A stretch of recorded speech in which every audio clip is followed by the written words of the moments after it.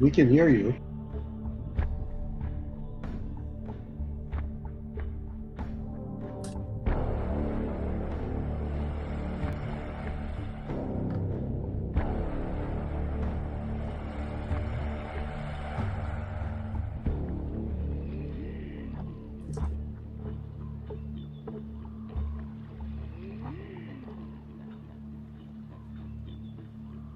Hi.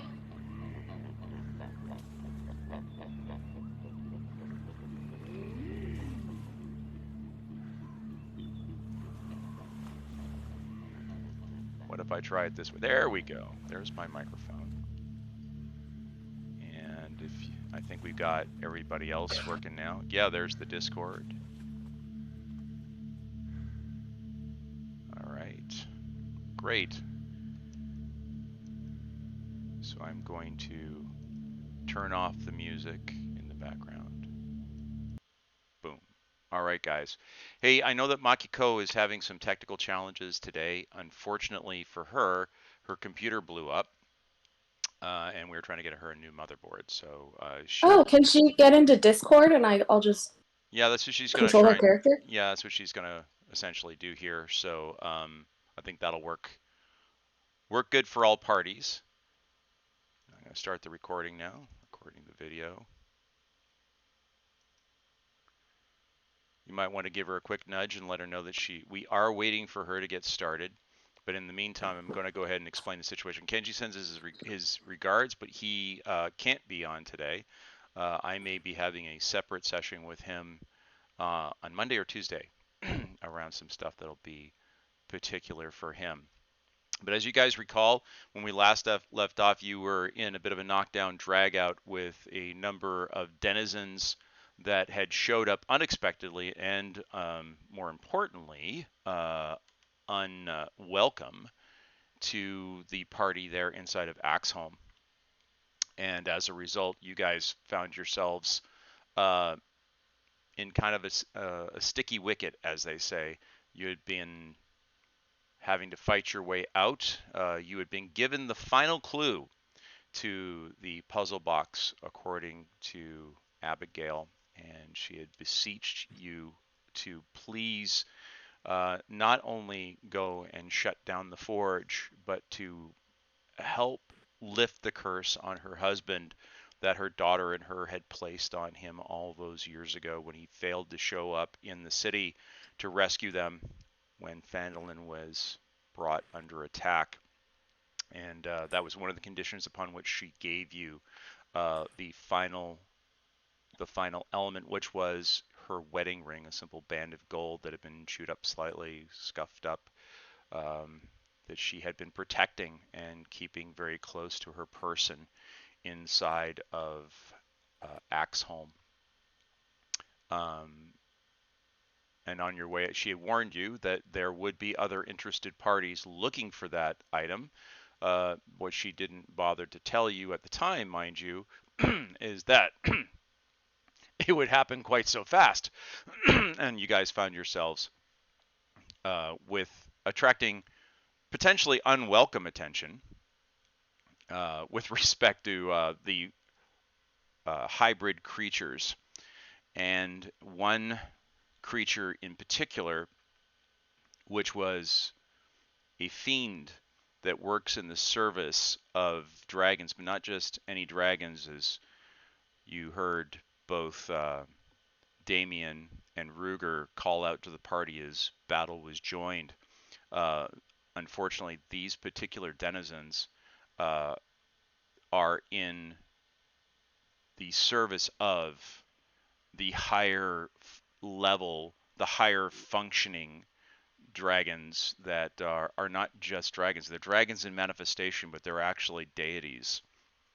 And these are, generally speaking, not good not good people to run into, because they are known to be quite destructive in their appetites. But anyhow, you guys were able to fight successfully and to best these creatures, catching them not completely by surprise, but a little unawares. They weren't expecting to catch you guys while you were still in Axeholm, according to the statement of the fiend before it portaled out of the room. You did not beat him, but you did knock him around really significantly to the point where he felt that discretion was the better part of valor, and so he left. Damien got knocked unconscious at one point. He is still significantly and severely wounded, but he is alive despite his best efforts to try and make him not, but he is in fact alive. The rest of the party is in various states of injury and or having used certain abilities of theirs. But good news is you are victorious and you stand over the fallen bodies of your enemies. Any other questions, comments, points of order before we move into the scene and start today's journey? I don't think so. Awesome. Well, here we go, folks, as I bring you into today's battle and today's scene. Here we are. You guys are standing over the party, and you'll notice that now that the creatures that you were combating have sort of fled the building, as it were. There's a little bit more activity going on with respect to things like the creatures of the night that find themselves not exactly being, what's the word I'm looking for? They're definitely bouncing around here, and I think the folks on the Twitch stream are trying to see this. Let me see if I can get this window working for you. There we go. There we are. So now you should be able to see where you guys are. That's where we left you off inside of Axeholm. But it has stirred up some of the local residents. As you can see, there now that the door, portcullis is open, there is fresh air coming in to Axeholm in a way that has not happened for quite some time, and it has disturbed the bats that are now flying about. And as you look on the floor, you see a significant number of things like spiders running around as well. They occasionally, you step on one as you're moving about. So with that having been said, that's where you guys have left off, and that's where we pick up our party. So in the immortal words of Matt Mercer, how do you want to do this? Right. So now that we've gotten the ring, wait, did we get the ring? Yes, we did. Okay. Should we inspect it, see how it interacts with the box and stuff? You may indeed. All right. So as you begin to move the ring over to the box, as you kind of lay it on the top, you'll notice that a small depression forms in the lid to kind of envelop, caress, kind of hold on to that ring as if it was always meant to be there. You touch the sides of the box in the manner that the Nothic had taught you, and as you do, you hear the kind of sliding inside the mechanism inside of the box itself, the soft sound of wood on wood and the clicking of the mechanism as the puzzle begins to unlock, and you hear it going on longer than you've ever heard it go before. And finally, the bottom slides forward, and you see nestled on a small bed of silk in the bottommost drawer to slide out of the bottom of the box, the final element of the key. So you now see that you have both the top, the middle, and the bottom of a key. You have a piece of lace, you have a ring, and you have the puzzle box itself. So it would appear that you have been able to, I guess, discover, uncover, produce all of the elements that the box requires of you. The key itself, however, as I mentioned, is broken. So as a key, it will not function unless it is repaired. Druger does possess smithing capabilities, as does Ruger. but you don't have a forge here. And so trying to repair the key would be difficult. You would have to go and find yourself a place where you could do the necessary welding to get it to reconnect again. But it's not, these are very clean breaks, almost as if it was severed by a very sharp knife into 3 very equal pieces. I'm wondering if there's a town nearby that isn't the one where we're like absolutely wanted. Like a town nearby that we could like use a forge. And if not, I guess we could head into town and give it to what was his name? The innkeeper, and see if he knows anybody and if he could pass it along. Well, Bart is pretty connected, so he could be a source for you, absolutely. The truth of the matter is, though, is that Phandalin is the next closest town. It is only a day's march away. So getting to Phandalin will be your closest step. The next closest cities are Lyon, which is on the coast, and further south you would have to go through Phandalin almost to get there, unless you were going to go over the mountains and through the grasslands. Very much in the same direction where you went before when you passed the Dwarven ruins. Or you could go north through the hills you're in right now, go back up to the Tiber Trail, and follow it back out to the Sword Coast past the King's Road and follow that up north to Neverwinter, but that would be about a 2-3 day journey for you. So those are really your options. It's either Phandalin, which is less than a day's ride away, Lyon, which would be about a day and a half, 2 days, or Neverwinter to the north, which is 3 days. Do we Anything want to on the way to the Wave Echo Cave? Nothing. There's nothing on the way to Wave Echo Cave. Based on where you guys believe Wave Echo Cave to be relative to you, it's further up the mountains from you. Mm. So What does the party think? Do we want to put the key back together? Like, we were told to destroy it. That's true.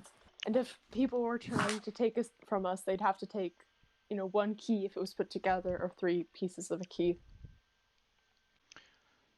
Damien, It's true. That's a good point.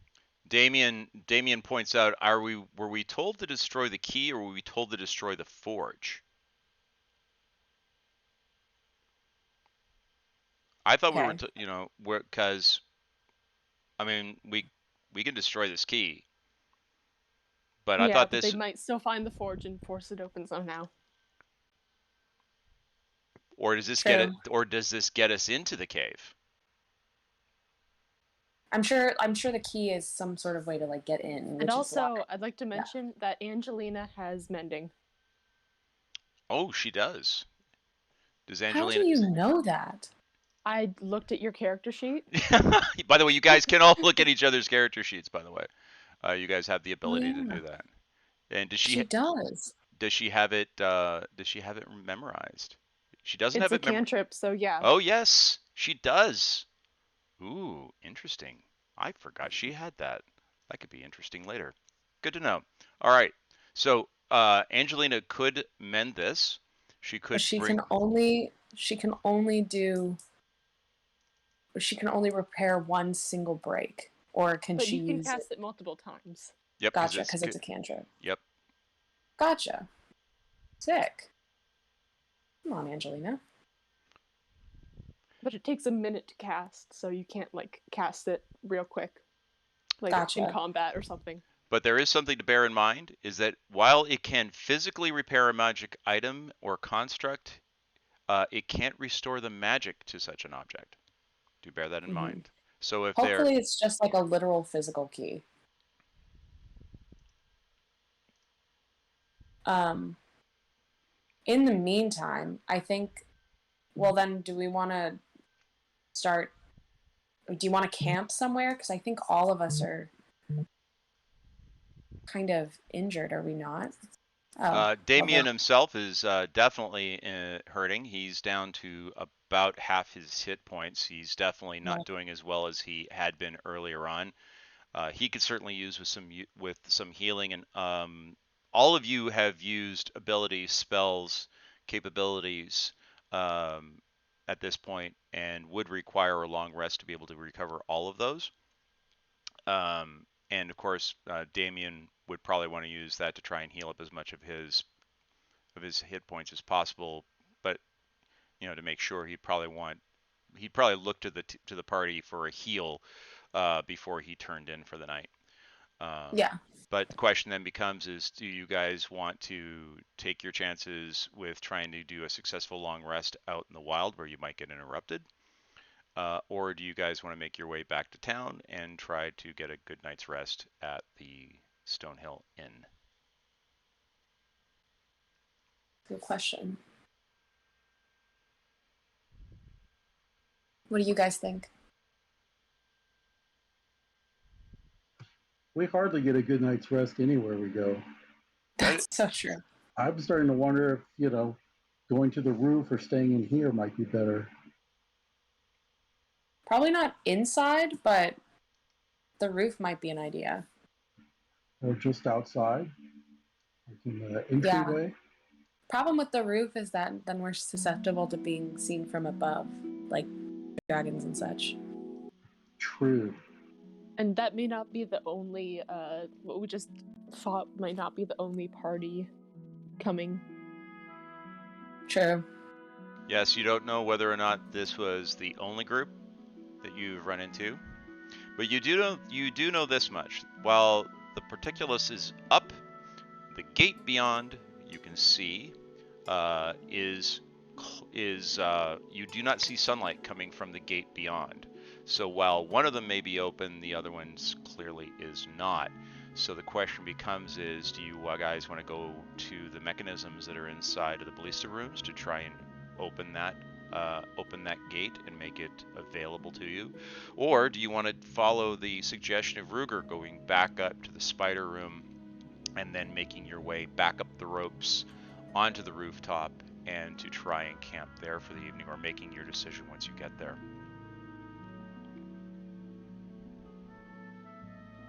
I think when we were going from the roof, that we were like susceptible to like traps and stuff. We just have to be really careful.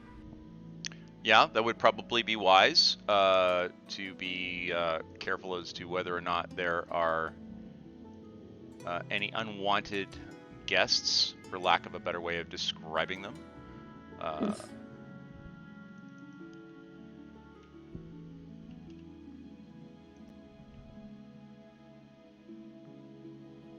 What do you guys think? I have to go back to the roof and get the crossbow I left up there, but we don't have to go out that way. If you guys think the portcullis is up and there's nobody in the murder holes waiting to kill us, we could go out the front door. I'm always in favor of the route that we've already taken, but it's up to you. Oh, that's true. If you have to get your crossbow anyways, we might as well just go that way. Well, I can go back to the roof very easily and get it. That's not a problem.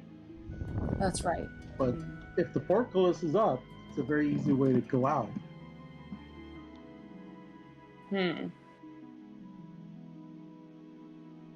Could you send your familiar out to see if like there's like the coast is clear for us to go out the front door? I don't think I've memorized that spell. So once the familiar died, it was gone till another sleep happens and I can memorize the spell.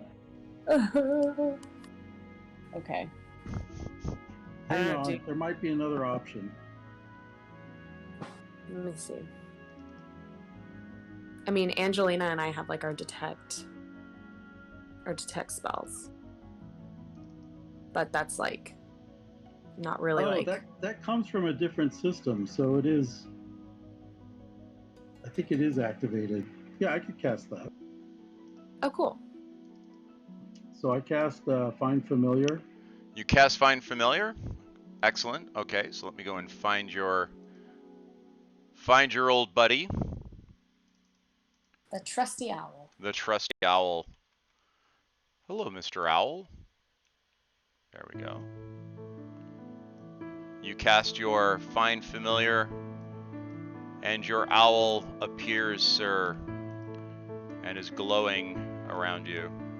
Your celestial owl has made his presence known. Congratulations.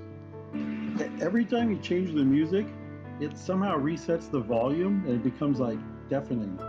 I'm not sure Okay. why. All right. I will. Oh, you can. I always have it. Oh, I I just. have like my own default, set. Yeah, you guys can set the volumes yourselves. I I've do, got. but it resets it for some reason when you activate it. Oh, Interesting. weird. You Okay. can play it. It just takes me a minute. I All have to right. adjust it. Well, let me do this, and I'll put it on loop, so we've got the music in the background, but it's not going to change the music. It'll stay on this one. All right, Mr. Owl. Mr. How many Owl. minutes does it take to get to the center of the Tootsie Pop? Exactly. So your owl, which today he is the dampish energizing owl, because he always has different names. Let's make sure he has his vision turned on. He does have vision, and you should be able to see him with your ability because you are his owner. So can you see through him there, Ruger, or are you having any issues? Yeah, I can see just fine. Perfect. So do we need to check any of these creatures for loot? Money, weapons, So armor? as you check them for gear and weaponry, you do notice that the gear that they're carrying is not bad. It's not the greatest stuff in the world, but it certainly is not the worst stuff in the world either. When it comes to actual armor, their armor seems to be quite specific to their body type, and the dragonish hybrids that you were fighting are not wearing armor. It looks like armor it looks like articulated armor on their bodies, but it looks to be overlying plates of natural body armor that's built into their bodies, and has a slight different color depending on, it seems, the nature of that particular hybrid itself. So the large orcish character, he's not wearing anything other than a simple chainmail shirt that is not in the best condition, but it's certainly something you guys could pull off of him and maybe go and take back to the armorer and see if you want to get a few coin from that. His dagger and javelins, they're fairly rudimentary, but if you wanted to, you could certainly pull those off of him as well. The other characters that you were more engaged with, the ones that were the hybrids, like I said before, they're not carrying any armor of any type, but their javelins are a little bit more graceful, and they're sort of a strange design that almost looks to be like a hybrid between a spear and a javelin and a longsword almost. So it could be used for either thing. Those might be worth taking back in. Each one of them carries one of those. But in terms of coin, they are devoid of coin. They are absent of any gear at all. They're just have their own person on them. But interestingly enough, you notice that in the area where they manifested, you see some of those odd crystals that you had seen over in the sanctum on your prior world. So where that portal had passed, you see them on the ground there. Almost as if they flaked off of someone, or they fell out of their pocket like crumbs after somebody eating a piece of crispy, dry pastry. Like the one we came from? The world that you came from, yes. Oh. So when Ruger had, as you recall, when Ruger had gone to the the sanctum, trying to get some clues as to why the portal, what the portal was and what the portal was doing that you found inside Xenopus's dungeon. He found an altar there with a large number of these crystals, which you guys tried to bring in back to the city to get identified, and nobody there knew quite what they were. But these seem to be very similar, but like only a much smaller quantity. Would you like me to go and place those items into your inventory, Ruger? Do you want to carry those out? Sure. All right. I'm placing the javelins into your inventory and the chainmail. There you go. So now you have those in your inventory.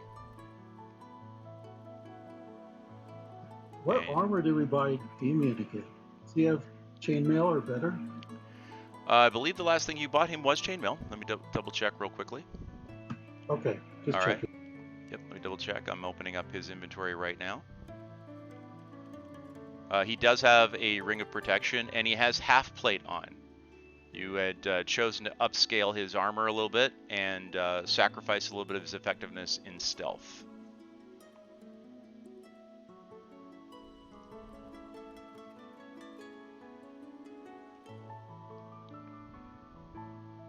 So how do you guys want to exit the building? I don't know. I think at this point. Oh, right. Weren't you gonna send the familiar out to see if the coast was clear? I can, yeah. If Yes. we're going that way. All right.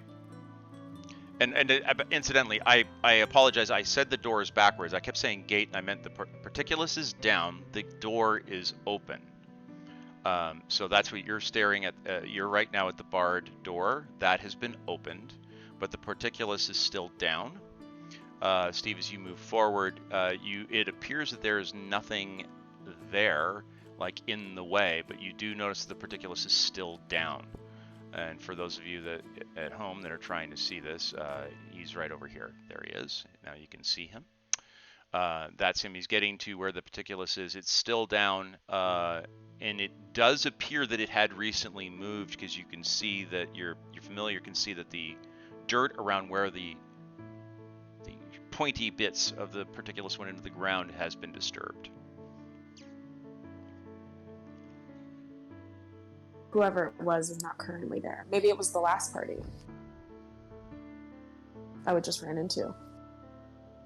That would make sense. Should we go to either side of the particulus and send it up? The wheels, I think, are on the right and left in those rooms. Correct. Yeah. Where the ballista are.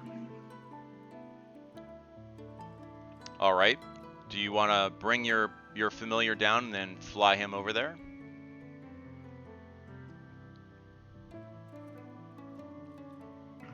Can he fit through the holes, or does he need to go around? You know, that's a good point. He probably could, so let me move him in there for you. There he goes. He flies through one of the arrow slits. Those are ballista. Those are not regular arrow slits. Those are quite large. So to try and change that, the rest of the party won't be able to see through his gaze, but you certainly can. As you're going through... Looks like the coast is clear. Right, and the right up here is where that mechanism is, right there in the wall. Right there. And it would appear that there is nothing in that room. They did not leave a guard to go and watch over that particular entrance. At least on that side.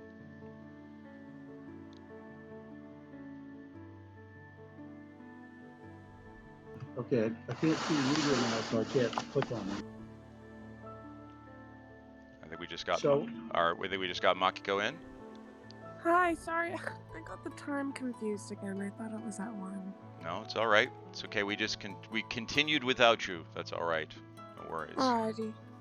Alrighty. So what? So Steve, your owl comes back. It appears to be clear on that side. I'll move you in on this side. Boom. There you go. You're in on that side over there. I can only see either Ruger or the owl. For some reason, when I click on one, I can't find the other. Yeah, that's because you're physically separated from one another right now. You're in separate rooms, so your vision does not carry through the walls. That's why when you're looking at one, you can't see through the other. Right, that's not the issue. The issue is I can't actually click on the other one. Oh, really? I can't find them. Do you see him over here? I moved him inside the wall. Do you see him? I don't see anything except what Ruger can see at the moment. Okay. You should be able to see him. So let me try this. Normally, I can see what both of them are seeing. Yeah, you should be able to. Different perspectives, but I can't. So I can click on either one. All right. Let's go with this. All right. Let's see if that doesn't correct things for you. So let me see if I'm going to bring him back where you can see him. There you go. So go ahead and click on him now. And when I put him into the wall, or through the wall, you should be able to see now. Do you see him? Yes, I just can't see Ruger now. That's the problem. Before I could see both and their perspectives and click on either one when I need to move them. Now I can only do one at a time. That is the way it should happen if you have a wall in between. But we'll deal with that when the time comes. There's the handle for the particulus right there. And it appears that there is nothing in this room either, as far as you can see. Yeah, party, I think we're good to go. Both rooms seem clear. All right, I'm going to bring your familiar back into the room for you. Boom. Do you want us to wait until you get your stuff from the roof? No, we can go out the front, and then I'll quickly go up to the roof and get it. It won't take a minute. Smart. Alrighty. So with respect to the marching order for the party, who is going to be in the front? Are we going to boldly put the thief in the front like we usually do, the rogue? Thief in the That's fine front. with me. Back. What was that? Sorry. That's fine with me. Awesome. All right, so moving you to the front, Druger and Ruger taking their positions behind you. How is Druger doing? Is he well down on hit points after hitting himself? Yeah, well, you know, that wasn't the smartest thing he could have done to himself. And he is down a little bit of hit points, but not a ton. He's already been healed up once. Damien is the one that's in the most hurt at the moment, who's down to about half of his hit points. He's the one who you should be mostly concerned about at this juncture, I would say.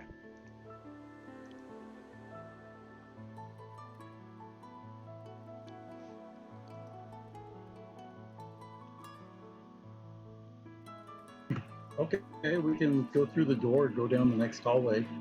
Still looks clear. Oh. Awesome. Alrighty. So Druger's owl is off to the races up here in the front. He's pre-spotting for everyone.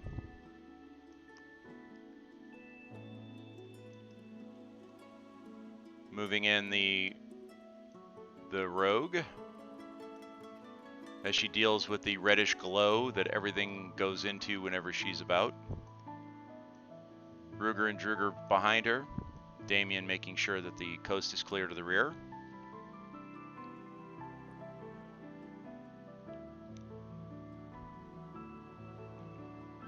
Where are we going? You guys are going up this way. Okay. To get to the room where we can open the portcullis. Correct. So just let me grab the rest of the party here. Move them up in behind you. There we go. And now that we have to go single file. There we go. Everyone moving in up behind you. I'm lost somebody. Where is? There she is.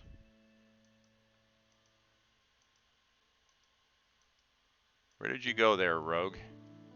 I'm up ahead in the Got next it. room. Got it. Which is where a good rogue would be. Let me move the familiar up and put him in the room with our rogue. As you guys are moving along, everything seems to be moving very swimmingly. You notice that there doesn't seem to be a lot of concern. Gonna quickly, okay. Let me just do this. Boom. Move you guys all in here. So you guys are in the part. Druger to give me a hand with the wheel to reset the portcullis to the up position. Excellent. Now, when you guys first noticed that we're in here, you noticed that this thing was very rusted, and you noticed that there was a pile of broken shavings of rust lying on the ground underneath where the handle is. So someone had recently moved this. Go ahead and give me a strength check there, Ruger. We want Druger to do it? Oh, let's let Druger. He's the strong guy. Yeah. Here we go. Ability check. And make this where everyone can see it. He needs to do a 15 or better. And no, he's kind of having a little trouble with it. He looks over at you and goes, "Could you give me a hand here, mate? It's a bit stuck still." Okay, we'll both try. Should I roll somehow for both of us? Go ahead and give me a roll. The two of you together, this gets a little easier. So you need to beat a 12. Go ahead and roll.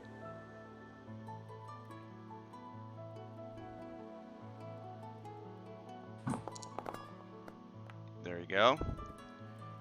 You guys are still having trouble with getting that portcullis to get up. It looks like the mechanism itself is wedged shut with the rust. The folks that put it back down, when they put it back down, it looks like they may have actually broken the mechanism, at least on this side of the room. So it looks like you're going to have to go back upstairs to the room you guys were in before in order to be able to successfully either go down the other side to where the other handle is, or to go back up the roofs up to the top of the building, following your ropes to get back up there. So it looks like that's going to have to be the path you take, as it looks like this particular handle is in fact not functioning anymore. Shit. So that being So you said, guys want to go the other side? Yes. all right, so let me go and grab you guys. So I'll take you guys up the stairs here. Oops, hold on. To get to that, you guys had the only way to get up there, as you guys recall, is to go up the stairs to the room with the spiders. And that's how you guys are going to get in there. 1, 2, 3, 4, What? 5, 6. I want to make sure I got everybody. If I have to fight those spiders again, because we haven't had a good long rest. Like, we cannot risk a big old fight. Oh, come on now. It's only a big old fight. But that having been said, you guys get to the top of the stairs, and what you find waiting for you at the top of the stairs are a bunch of dead spiders that are still lying all over the floor. It does not appear that they have been disturbed, nor does it appear that anybody has been in the room, to the best of your detection abilities, unless someone wants to do more of a serious investigation.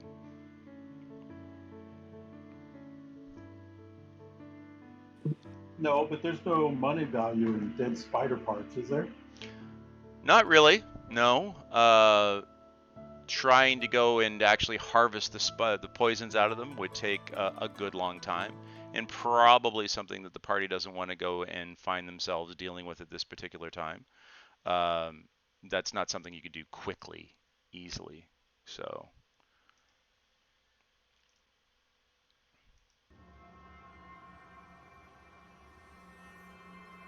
something a little bit more sinister sounding, a little bit more. So shall we go down the other side?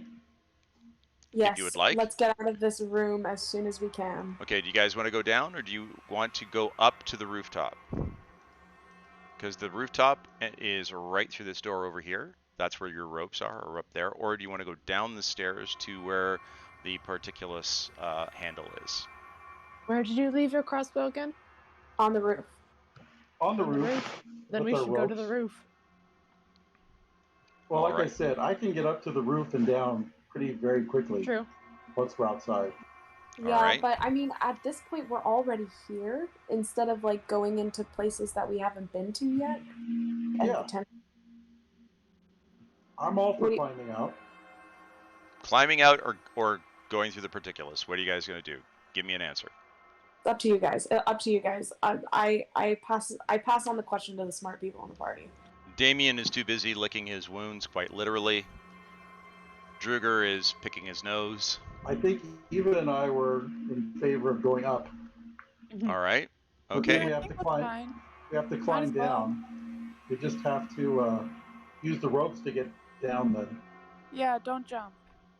So using your familiar goes into the room, and the room still appears to be empty, and it would appear that your ropes have been unmolested. Druger goes in and takes his normal position at the door to be ready to support the thief when she's ready to go into the room. And Damien goes and assumes what will be the rear position. Our two clerics take in their positions behind the door to get ready in case all things go sideways. And Ruger, I'll move you over into the room here. Boom, right through the wall. Can you guys hear me? That's a spider. I think that's Yes. a dead spider. Oh, sorry. Yeah, sorry. Wrong one. Spider Yes, ghost. we can't Spider hear ghost. we can't hear you, Makiko, by the way. Zombie spider coming back into the room. Druger runs in, weapon drawn, disappointed to see there's nothing for him to bash. Angelina and Elryn come in, and of course Damien follows in, and he closes the door behind him, and he looks at everybody, goes, just in case.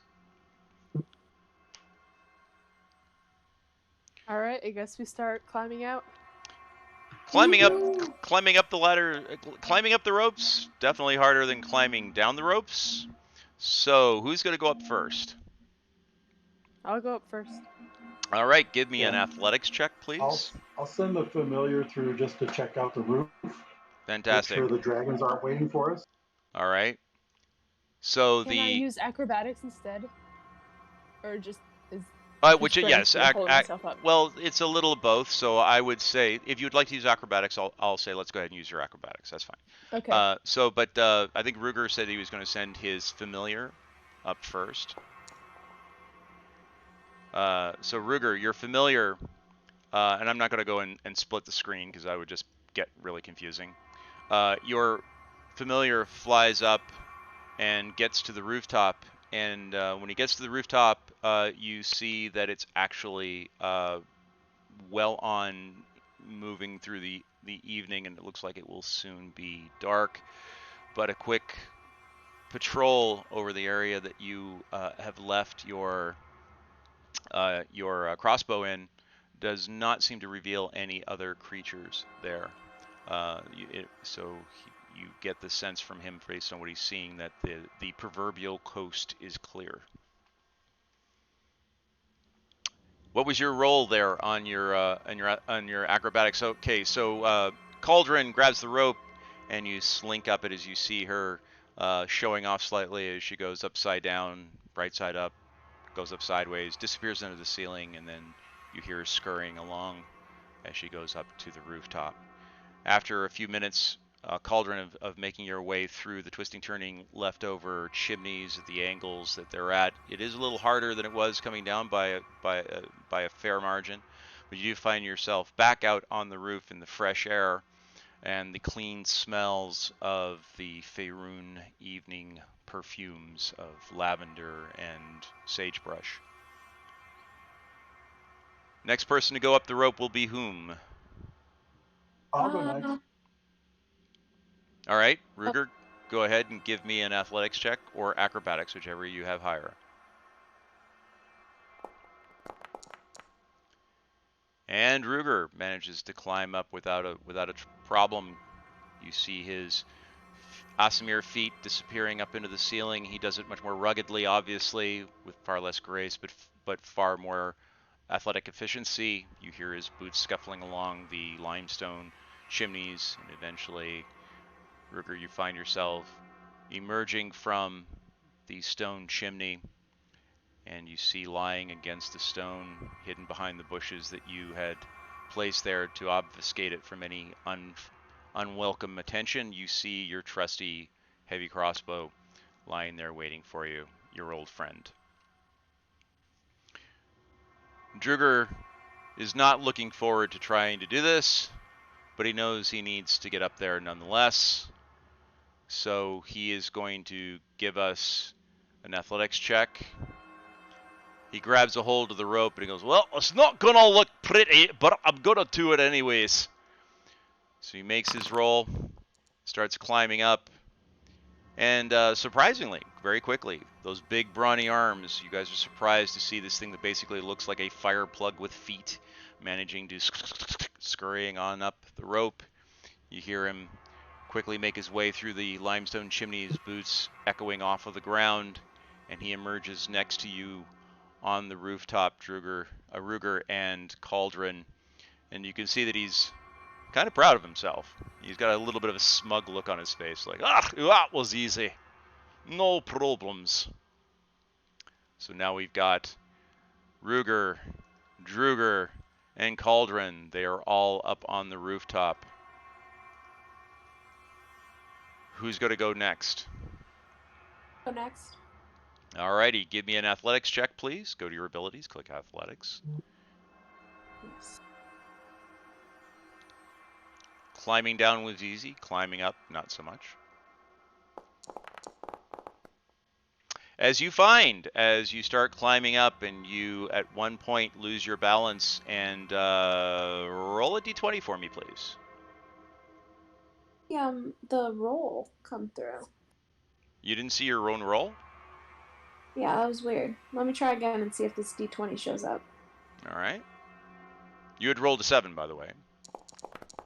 Yeah, I'm not seeing my rolls. So when you get to about 10 feet up, you lost your grip and came crashing down on your holy butt. And God. you took 1d6 worth of damage, please. Go ahead and roll a d6 for me, please. So you only took 1 point of damage. You saw that you were falling, and you managed to, just the last second, sort of kind of tuck and roll, but yeah, you got a really nice jab in the keister as you came down on some rubble and rocks that were down there at the bottom. But then you proceed to make your next climb. You get back up, and you look everybody like with the don't say it look on your face.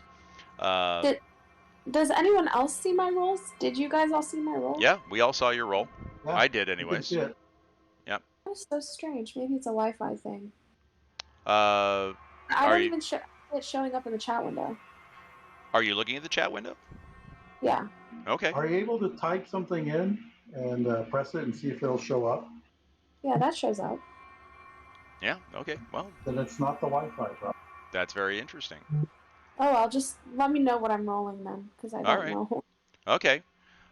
We will let you know indeed. So eventually you manage to claw your way up, huffing and puffing and sweating slightly as you break in. You feel the cool evening air, soon-to-be evening air rolling over you, and you appreciate the freshness of it compared to the stuffy, dank, and somewhat impure air that you've been breathing for the majority of this day as you've been climbing through the guts of this old military institution. And as the first evening stars are starting to poke their way through the sky, you appreciate that even more now that you see this in this context. So, Angelina, you're next. Damien hands you the rope and goes, I'll steady it for you. You go ahead and go up. Alrighty. Minako, would you be able to roll for me? Yes. Alrighty, go ahead and give her... I'm worried. Last time I had to do something like this, I fell into a lake. And you know what? Ropes and you are just not good bedfellows. You do fall as you were trying to climb up to get to the first ledge, just as your hand was getting up there. Ninako, please roll a d20 for me again.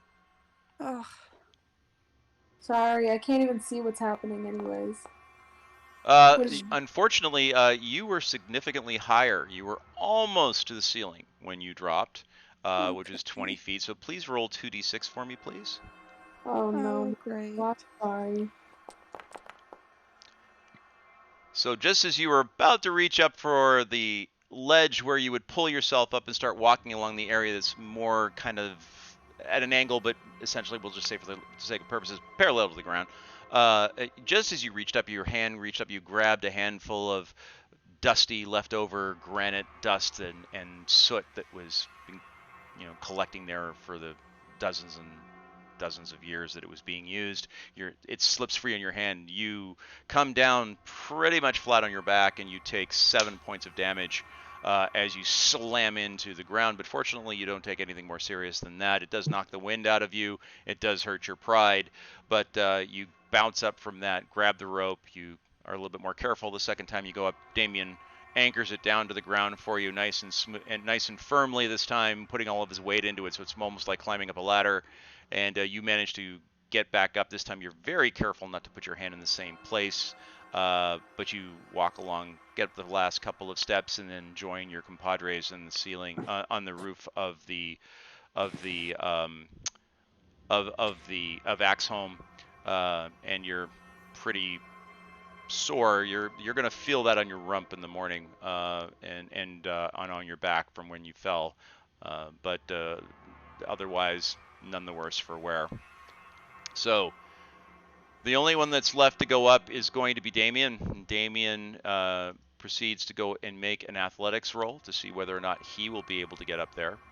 He does have certain ability advantages here. Let's see how he does. And he manages, with a little bit of difficulty, based on the fact that he has been so badly beaten up.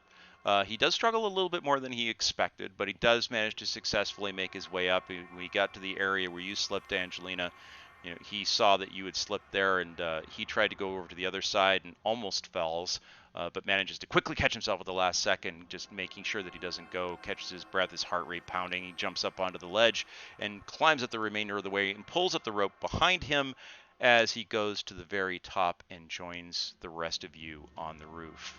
And that's where you all find yourselves now, is on the rooftop of Axeholm.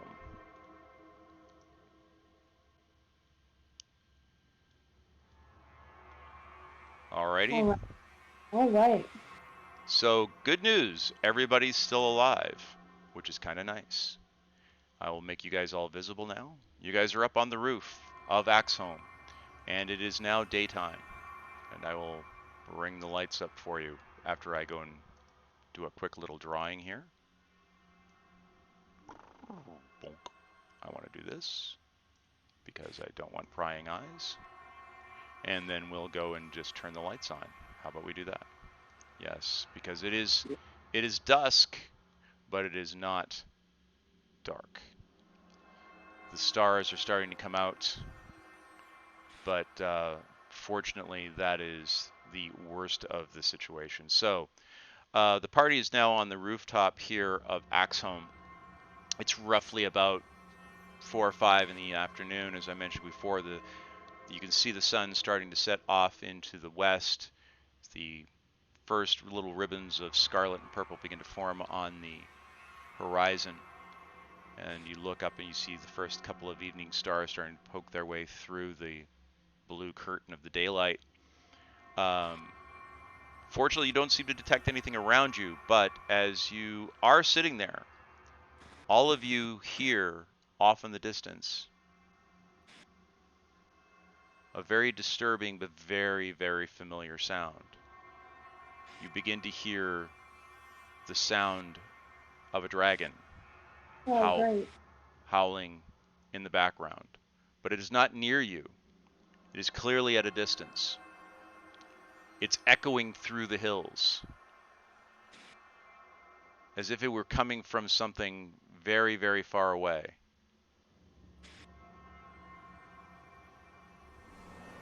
Is there any way we can kind of figure out which direction or like where it might be coming from? Give me a perception roll.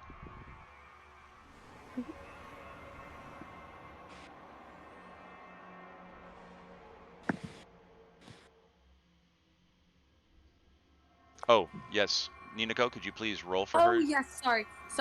Oh. Sorry. I was like, We should be used to this. We had to do this for Damien for ages. I'm seeing my rolls now. I refreshed my page.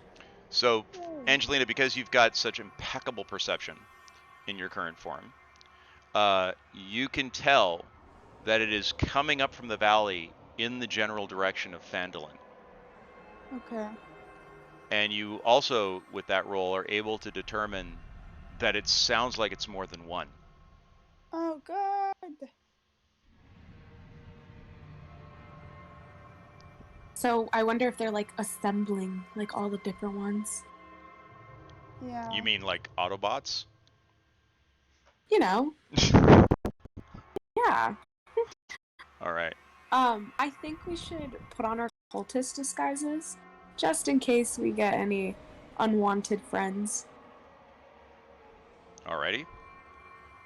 You pass out the robes. Everyone puts them on, clasping the silver and copper medallions of the dragon head and the pirate ship around their necks. How are you guys going to? How are you guys going to proceed? What are you going to do next? Yeah. You guys are in disguise now, so.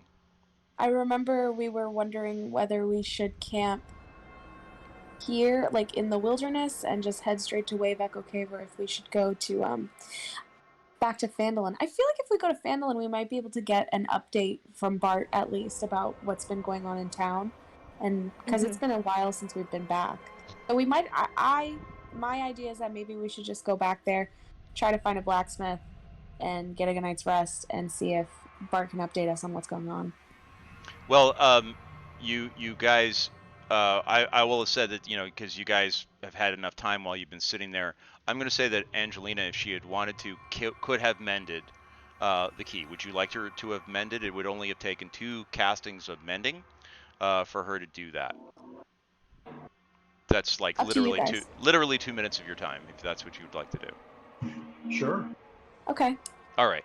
So we will say that our intrepid, overly leggy, blonded, overprivileged.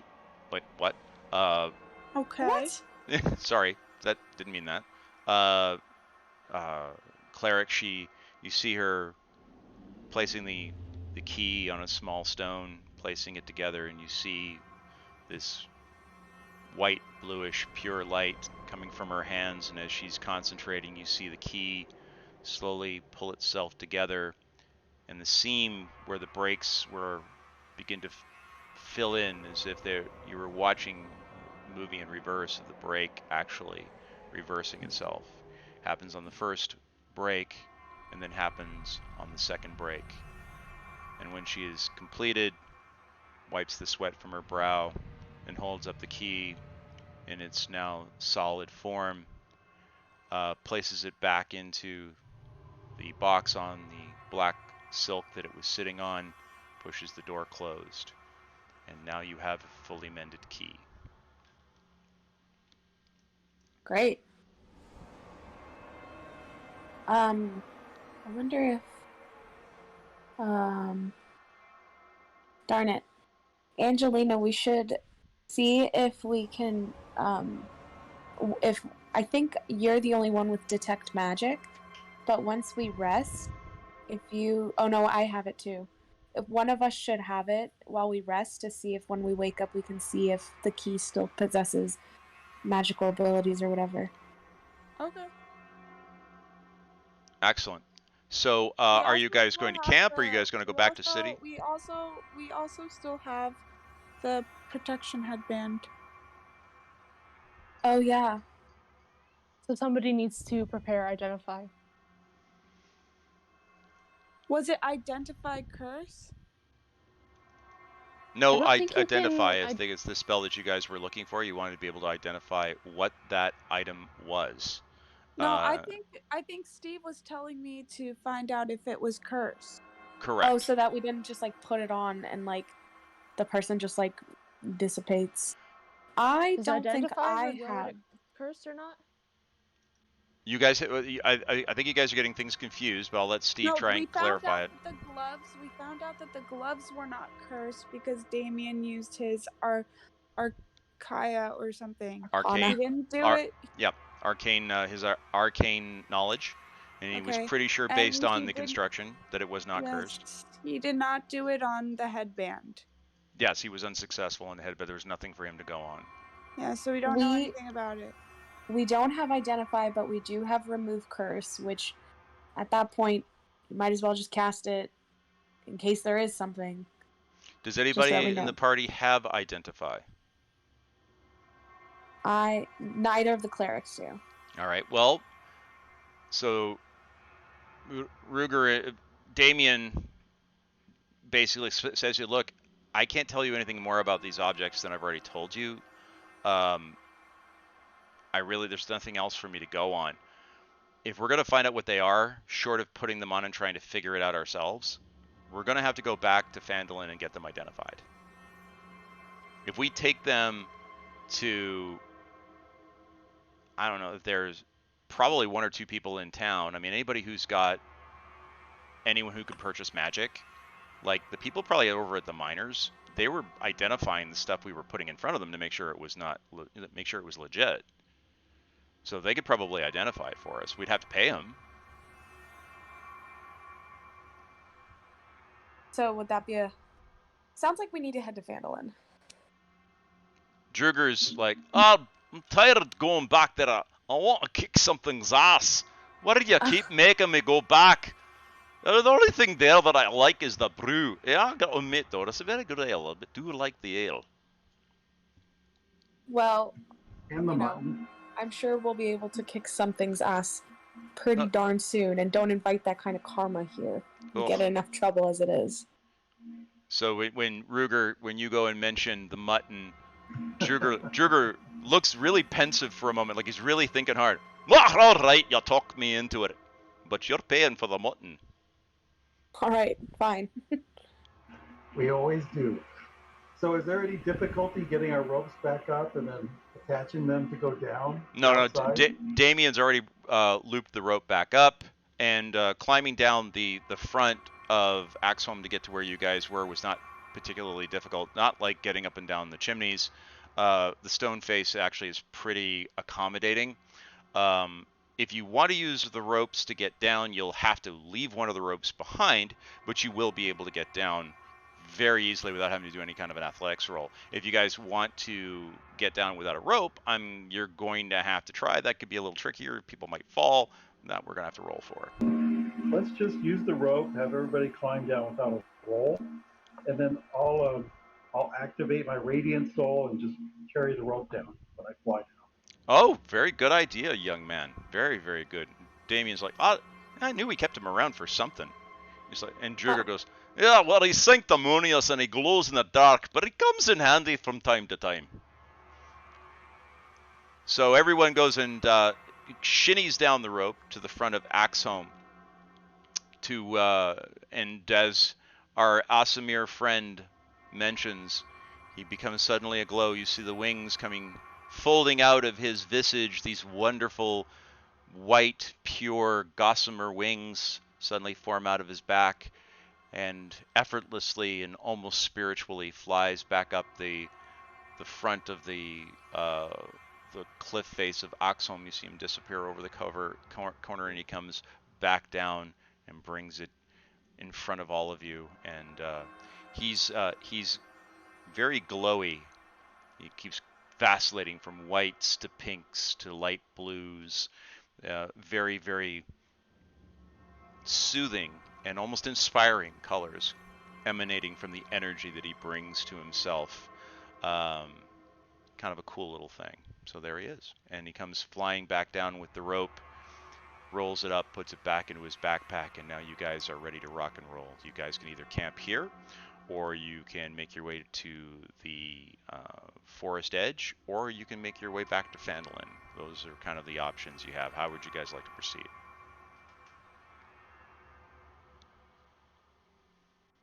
I think we have the most resources in Phandalin right now. I'm just Okay. worried about going back to Phandalin and we're making an unnecessary detour, but either way, as long as we get a long night's rest, I don't care where we go. I mean, we're pretty much like guaranteed an uninterrupted night's rest at the inn unless something goes horrifically wrong. Oh, that's true. Okay. We're getting an uninterrupted night's rest. We don't have to take shifts, and in terms of gameplay, it's like the quickest way we can get rest. And also, while we're there, we can find magic smiths. I don't know if that's the word, but like people to like identify our objects and like get more information. Also, get an update on where we are with the cultists and the red brands. But wait, hold on. Didn't Bart last time tell us that we shouldn't stay at the inn anymore because they were looking for us? It's true. He did say that.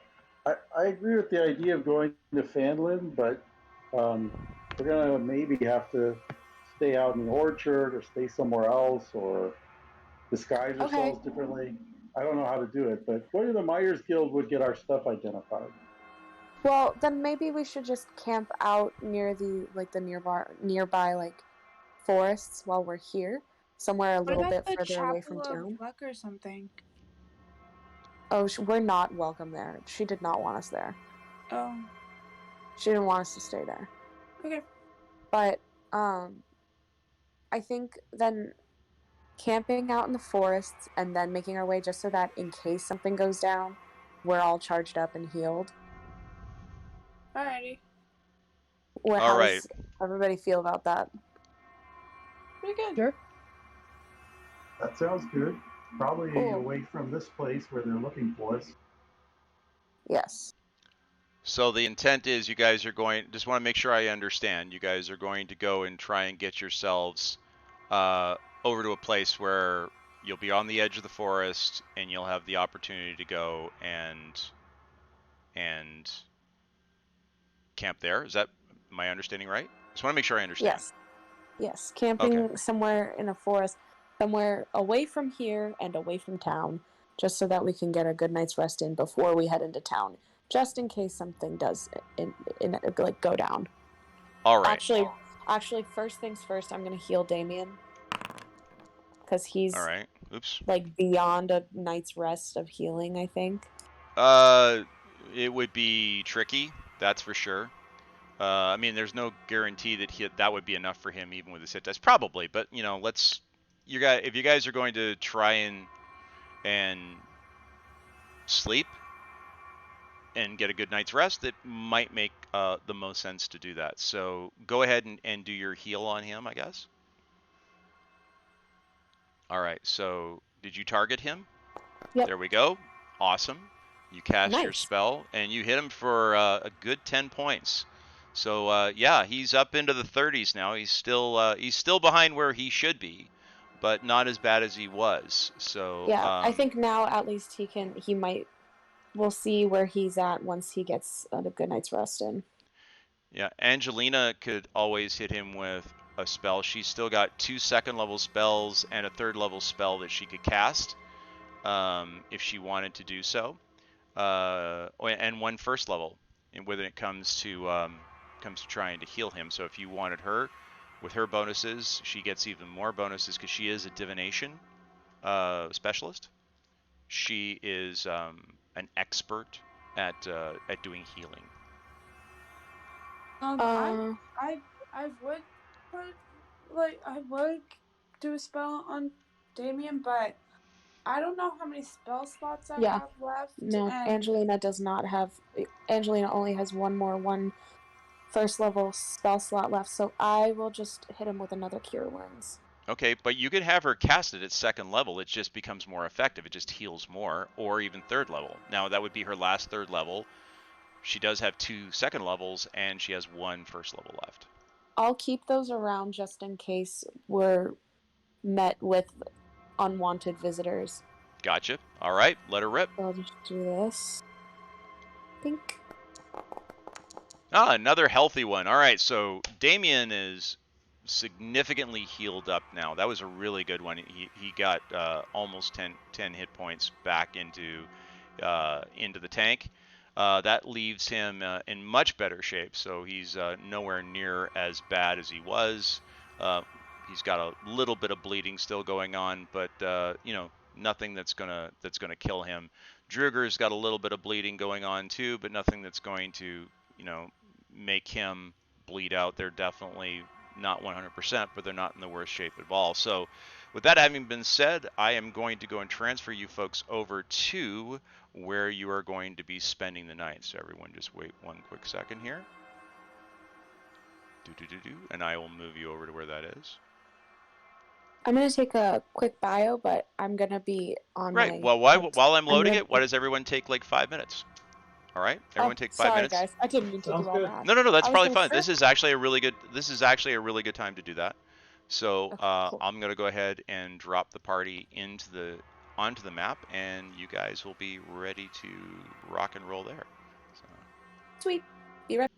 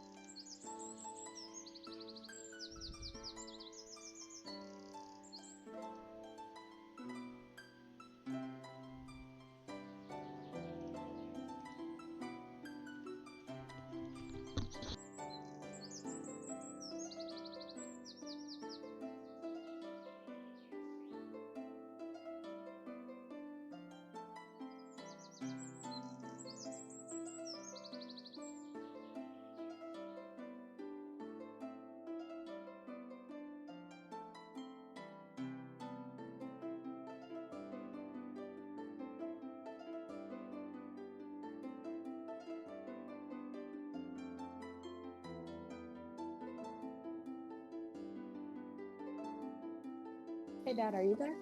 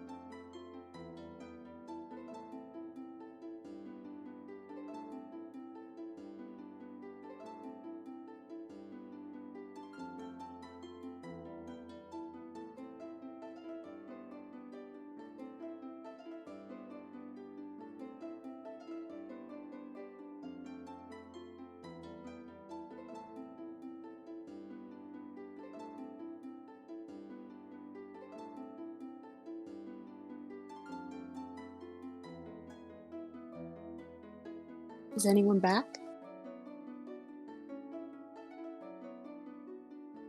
I am. Hi. Yeah, I'm back. I'm making rice cake pizza, Fun. but I don't know how to store mushrooms after I've opened the package. I just put them in like a Ziploc bag. You think so? Or a plastic bag. One of those like vegetable bags from the store. Yeah. But then I'm like, won't that make them like wet and mushy? Putting them in a bag?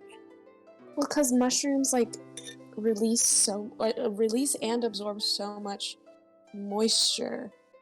So I don't want them getting goopy. No, I don't think they'd get goopy. Okay. Because there's nothing that makes me sadder than a goopy mushroom. No, are they like the Asian mushrooms? No, they're baby bellas. Isn't that a type of cheese? No, that's Baybel. Oh. That stuff smacks too, though. Yo, a Baby Bell pizza? Oh, dude. Have you seen like the deep fried like Baby Bell like mozzarella sticks stuff? Yeah, the thing where they just like literally put it in egg and what is it called, breadcrumbs, then they fry it. I mean, it's essentially what mozzarella sticks are, but Yeah, but like way more cheese, no? oh yeah, very much so. That was the most catchy Dawnville ass thing I've ever said. Yeah, that was. Yeah, I'm not gonna lie. Ava, were you going to college tours this past weekend? No, that wasn't my fall break. I had my fall break, I think 2 weeks ago. So Yeah, I did go on 3. Yeah, because I saw your mom posted some photos, and I saw that. I went to IUPUI, Purdue Fort Wayne, and Ball State. Was there one that like really stuck out to you that you were like, oh yeah, that's where I want to go? Ball State was pretty good. IUPUI was a bit urban, but I could probably get used to that. Mm-hmm. And oh, yeah, that's right, because you're from Greenwood, right? Yeah, which is just that is south like of the Indianapolis. Quietest, yeah, Hi, just guys. like the quietest, most beautiful place ever. I love Greenwood. I used to visit all the time with friends. Hi. I'm back. Do we have everyone back? I don't know. I haven't heard Steve. I haven't heard Steve come back yet. Okay. Dad, while we're here, how should I store mushrooms? If you have a lot of them, piece of paper towel in the bottom of a Tupperware. And that way, that helps control. Unnecessary. Just put it in because mushrooms get mushy. I know, but then eat it. Eat it in time before it gets mushy. I have a big container of mushrooms, and I am one person. Yeah, a little bit of paper towel at the bottom. A little bit, just a little bit of Tupperware. Not too much. Don't go crazy. A little bit of paper towel. You said a little bit of Tupperware. That's what. Okay, you're right. Okay, you're right. All right, forget it. I can't wait to listen to this recording, by the way. Yeah, I can't wait too. Yeah, you're gonna hear. Yeah, no, I can't wait for you to hear this part too, Dad. This is gonna be hilarious. All right. Wait, I don't think Steve's back. As I went and downed my snack of almonds. I don't think Steve is back, but I'm making rice cake pizza. It's a spinach and mushroom rice cake pizza. Nice.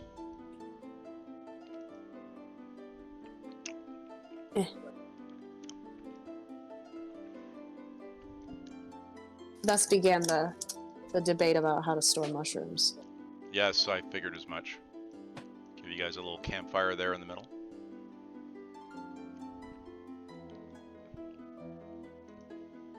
See if I can make a...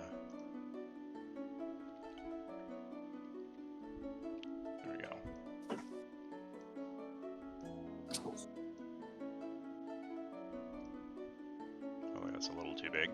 You guys are in the fire. That's kind of not the... That'd be bad. Yeah, that's not the look we're going for. There we go. Just like that. There we go. Nice little campfire.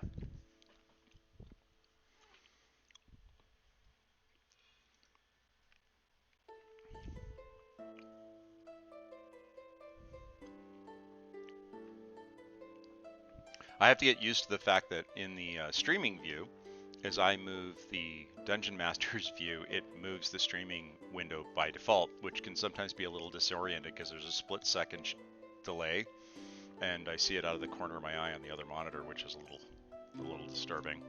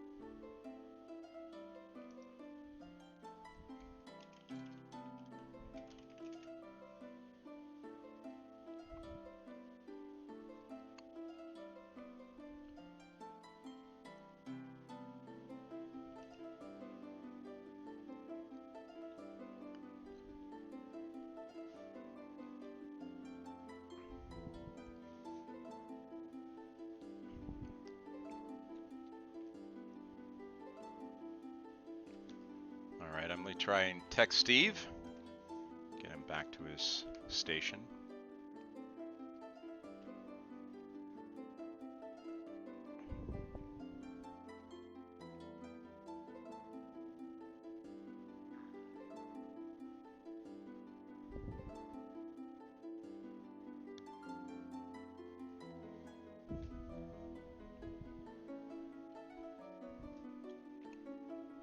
Sorry, I'm back.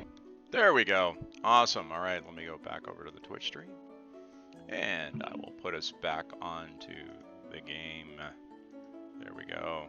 I'll have the owl fly around and All right. review the area. All right. 1 second here. I can't seem to... There we go.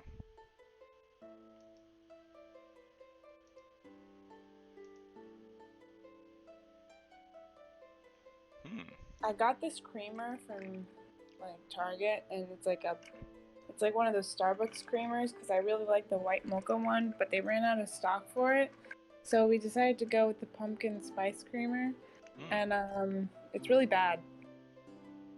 It's really bad. Sorry to hear that. I don't like it. It's such a weird kind of sweet. There we go. I know what you mean. I can't stand those either, really. I like the real spice. Yeah, I mean, I like the white mocha one, surprisingly. It's just super sweet, so you just only need like a drop of it. But this pumpkin spice one, it tastes so unreal that it hurts my teeth. Okay, It's so weird. I just had the one from Starbucks the other day because I was like, I'm feeling funky, fresh, festive. And then I had it, and it literally, like I had an aftertaste in my mouth that I'm still trying to get rid of. It's weird. Like, it's like a the chemically white mocha one doesn't aftertaste. do that. The white mocha one, I recommend it even to those our listeners, our viewers. You know what? It's kind of good. Just only put like a spoonful in like 2 cups of coffee. It's very sweet. But any other flavor that they have is, I think it's just like, it tastes like it doesn't taste real, and like you said, that aftertaste is so odd. Yeah. Hold on a second. And coffee itself has like a strange aftertaste sometimes, so. I don't know why it's doing this. It's okay, we're having a great conversation about creamers. Yes, I understand. I just unfortunately opened up a second window, which I did not mean to do.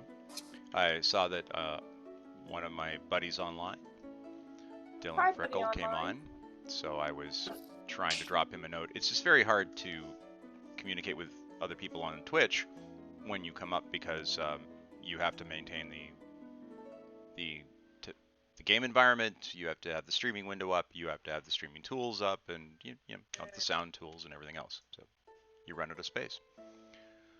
Awesome. All right, guys. So we have everybody back. Yep. Oh, I dropped my rice cake. No. Oh no. I'm gonna cry. We all need to have a moment of silence. Dude, I'm still gonna eat it. It dropped Forks are face near. down. Death is upon us. But the rice cakes! The rice cakes! Oh my god. It fell face down, but I'm still gonna eat it because... Oh! Yes. Well, it is a new apartment. It is a new What- apartment. The What flooring's was new. on the rice cake, if I may ask? Cheese. Like cheese and spinach and tomato sauce. So it's like, she's goopy. Like, she is a goopy rice cake, and she just fell face down. That's practically a pizza. I know, it's my rice cake pizza. Oh, and mushrooms. I put mushrooms on it.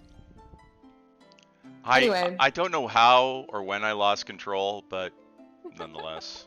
Anyway, Okay, the clerics are preparing our meals when we're out, campaigning. Yeah, and she's serving the goopy rice cake pizza to Damien, yes. because he deserves it.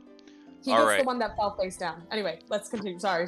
All right. All right. No, absolutely no problem. So, with that having been said, what will be the order of guard tonight? It is, by the way, it is not even quite dark yet. It is coming up on 5-ish, 5:30-ish. By the time you guys strike camp, get a campfire started, forage, and find yourselves a secluded, somewhat safe area nestled in amongst the trees here right on the edge, you have a little opening.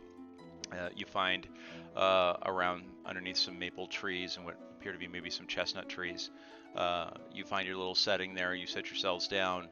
Around 6 o'clock, the sound of the dragon roars has petered out, but you do seem to pick up the distinct odor before you started your campfire of burning wood. So the smell of fire is on the air. That having been said, you guys going to tell me what is going to be the order of people taking watch tonight? I'll take first shift. All right. So How we got. about our usual order? All right. Does anyone remember what that is? I remember Absolutely it's Elryn not. and I on the first one. Elryn and Ruger. I think it's one alert, very perceptive person on each crew. Right. So I think it's Cauldron and maybe Druger in the middle, and then Damien and Angelina, I'm guessing. Okay. Yeah, I was with Damien. All right. So then we got Angelina and Damien. So is this the order which you guys are going? That's first shift, second shift, middle shift? Is that correct? Did I represent that properly in chat? I think so. Damien, by the way, that shows that it's I as Damien am making that note. It's actually the GM. Not exactly sure why it shows him there. But then, all right, so let's go ahead and figure out what we've got going on here then. So with respect to the first watch, here we go. Okay, second watch.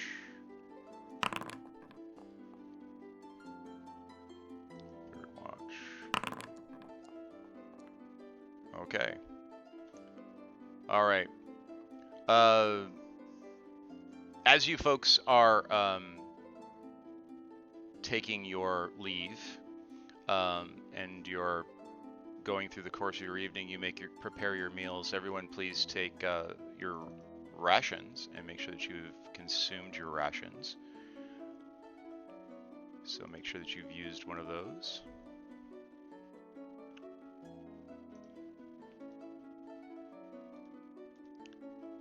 This is interesting. It's making you target yourself so you could use your rations now. I find that borderline hilarious.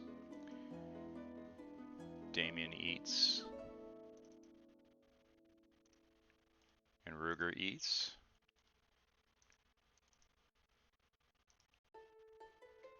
You guys still seem to have enough to make your way through the next couple of days. But it's good to go and get those out of the way so that you know that those have been taken care of. Angelina, I'll consume yours for you because I'm not sure. Thank you, thank you. Yeah. I just did. Oh, Okay, great. So, Thank during the first watch, as you guys were resting, Elryn and Ruger, you guys hear dragon roaring, and it seems to be coming from multiple different directions, multiple different sources. Like there's several dragons in the air, and they're in various areas, some coming in the direction of Phandalin, some coming in the direction of the mountains and Wave Echo Cave, others coming far to the south, others are very close, others are very far away. But over the course of the evening, you don't spot any, nor are you spotted. Cauldron and Druger have a very similar type of experience. You hear multiple dragons off in the distance in various different directions. The smell of burning wood becomes much stronger over the course of the evening, but as you get to the end of your shift, it seems to peter out. The wind seems to have died down a little bit, and as a result, it's not carrying the sweet charcoaly smell of burning wood to you.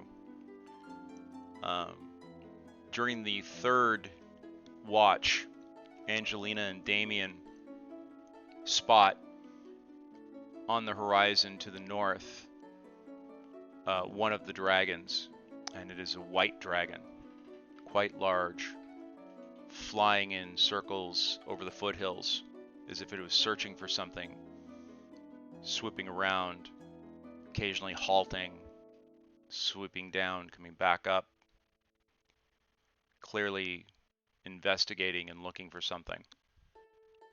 But fortunately, all of you are undisturbed, so please take your full night's rest. One long rest. It is now a new day, so please make sure that you provide that to yourselves.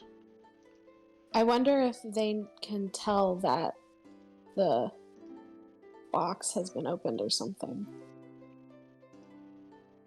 Interesting question. I'm just gonna ask just shoot that question into the void.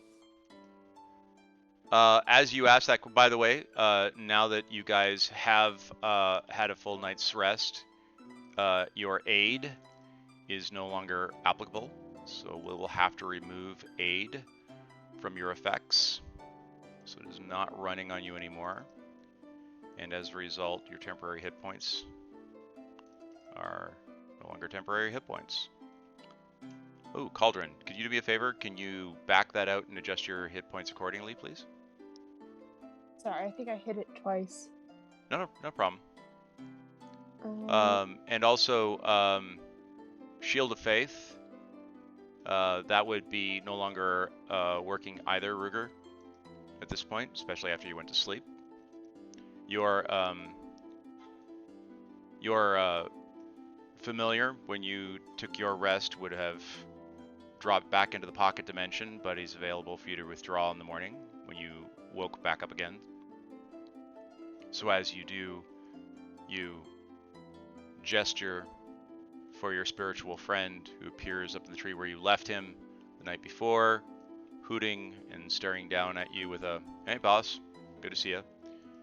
Let me go ahead and turn that off for you there, because it looks like the effect is still running. It's okay, I can turn that off for you right now. There you go. Okay, I was like, I don't know what I'm supposed to adjust it back to.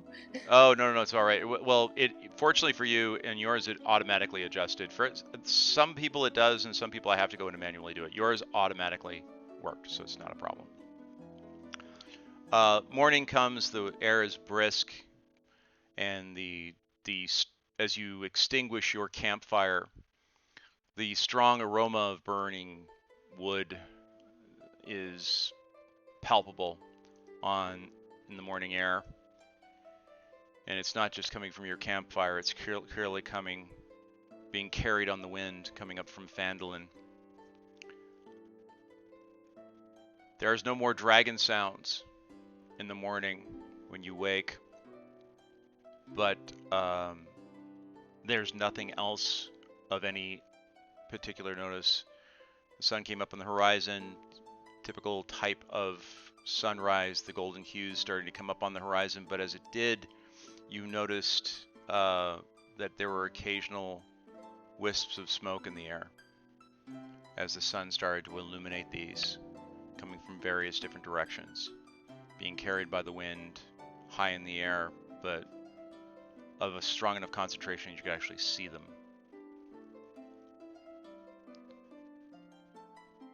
How would you like to do this? What are you guys going to do next? By the way, before we move out, some of you wanted to change your spell preparations for today. Take a moment to change those if you wanted to. I'm talking to our clerics, obviously. Yes, I'm doing it now. But if Elryn, if you're going to get either detect magic or remove curse, then I think I'm gonna like hold off on those and keep what I already have, just because just in case we do face a dragon or something, I want to have more artillery than like utility stuff. Yeah. More artillery versus utility? Yeah, just Gotcha. in case, because a lot of the time I'm like, oh my god, there's a dragon. Well, I have Misty Step, and it's like, well, what are you gonna do? Well, that's great for you, not so much for the rest of the party. Yeah, it's like, I can run away, sure. It's not run away, it's called a strategic retreat. Right. Right? I have a question. I have certain spells that say always ready. Do I need Yes. to have those prepared? It says always prepared, right? Correct. If it's always prepared, it's something unique to either your background, the school of divination or cleric school that you belong to, or you don't need to include those. You don't need to change those. Those don't need to be swapped out. In fact, they should always be there. Yes, they should always be with prepared. That's why I modified the name so you knew that those were always available to you. So do Even those if I don't count have the little as- symbol on it? What was that? Do I need to have the little symbol, like the prepared symbol then? Or can I use that slot for something else? That slot is always taken up. There's a slot taken up by that spell always, but Gotcha. it doesn't count against you. That's okay. Oh, how do I? like it doesn't Right. So consume a spell precisely. Slot? So it doesn't. It will if you cast it. There's slots and then there's prepared spells. Okay. Right. So of your prepared list for that day, those ones are quote unquote always prepared. You don't have to specifically ready it. So if you accidentally turn it off, that's fine. But because you need to keep track of the number that you prepared to make sure that you're keeping to the right amount, I would recommend just not turning them off. Just leave them there, and that way you always know that your count is supposed to be X number of spells. Okay. But then would it be okay if we had one of those always prepared spells, the ready icon clicked, and then just add another ready icon, so that if we do use the always prepared one, it'll still take up the spell slot? Yeah, that's what I'm saying. Leave them on. Don't deselect those. Got it. So we actually get extra spells. Yes, those are freebies. Those are over and above. I right? thought it was like you have to have these ones, and I was like, well, what if I don't want it? Well, you should have thought about that before you went off to cleric school. You know. Well, okay, whatever. Yeah, okay, got it. Got it? If that's the case, Niako, I think there is a spell. I think it's my 3rd level spell. Something about like trapping something in a certain vicinity. This might be Ravina that I'm thinking about. So You're talking about Gilf of Warding? Maybe it's like I create like a circle, and anybody inside can't get out, and anybody outside can't get in, and yeah. So it's kind of like a cage. Well, there's magic circle, which I think that's what you're describing. Okay. Okay, that's what you're describing as magic circle. There's another one which is called Gilf of Warding, which is more like a trap. Honestly, it could be either. Do I have either of those, or are those both Ravina spells? Those are both Angelina's. Oh, okay. If you see either of those, Nico, would you be able to get that ready for me? One sec, I'm adding mine. Okay. No, because I saw that one and I was like, how like nice would that be if I could just like keep a dragon from moving around?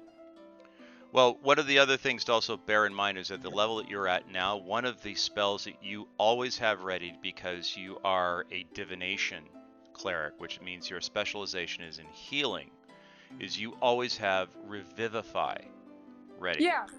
Which means it's so, like, extremely if someone dies, right if someone's at now. 0 hit points, I can keep them from dying. Right. But if someone can always still die if they take in excess of their hit points over their hit points. So like if you get whacked to a certain degree, you're dead. Yeah, like if I'm at 0 hit points and then I get hit for like 50 hit Yeah. points. Or if your body is destroyed. Or if that. If the body's burned up, if the body is frozen in ice, and then their ice shatters, the person's in pieces. You could bring them back to life, but they're not going to like it. You know. Okay, so what was the spell you wanted? Something circle. Magic circle. Magic circle. Great. I think that's the one she's talking about doing, which is I'll read it off. In fact, I'll put it right here. I think. Well, I'd have to cast it. It's okay. No, it's okay. Yeah, Yeah. Anyhow, read through it. Make sure that's the one that you really wanted, not the other one. But I think that's the one you're talking about. Looking at it myself, I noticed that dragon is not a specified creature type that can be affected by the spell. But fiends, celestials, elementals, fae, and undead all are. And you have run into you haven't run into celestials other than Ruger. Elementals you haven't run into. Fae you have not run into, but undead and fiends you've run into those aplenty. True. Got it. Okay. So not for the dragons, but it'll come in handy for something. Yeah. If you guys got dropped, let's say for example you guys were back over at the Owl Temple, and let's say that Amon Cost had not done well with you. That could be a good spell to be using in a situation like that. Just to put that into perspective. Okay. Yeah. Okay. Great. All right. I've added that spell for you, Marco. Awesome. All right, guys. So, as I said, you guys have finished up your breakfast. You've packed up for the day, and you guys are getting ready to move on. The party is going to proceed to Phandalin. Is that correct? I think that's what we decided. You're okay. Just checking one last time. So you're going to Phandalin. You're not going to try and make your way over to Wave Echo Cave immediately, or any other location. Where generally is the location of Wave Echo Cave? Wave Echo Cave is actually, as far as you know, is located probably about another half day deeper into the foothill mountain area that you're in right now. To put this in perspective, I'll quickly pull up a map for you guys and try and show you guys where you are. Give me a second here where I can pull up a map that will, let me take a look here and see if I can see this. This is very strange. Okay. I will show you guys this. To try and give you an idea of where you are relative for, please ignore that kind of weird So, can everybody see this map?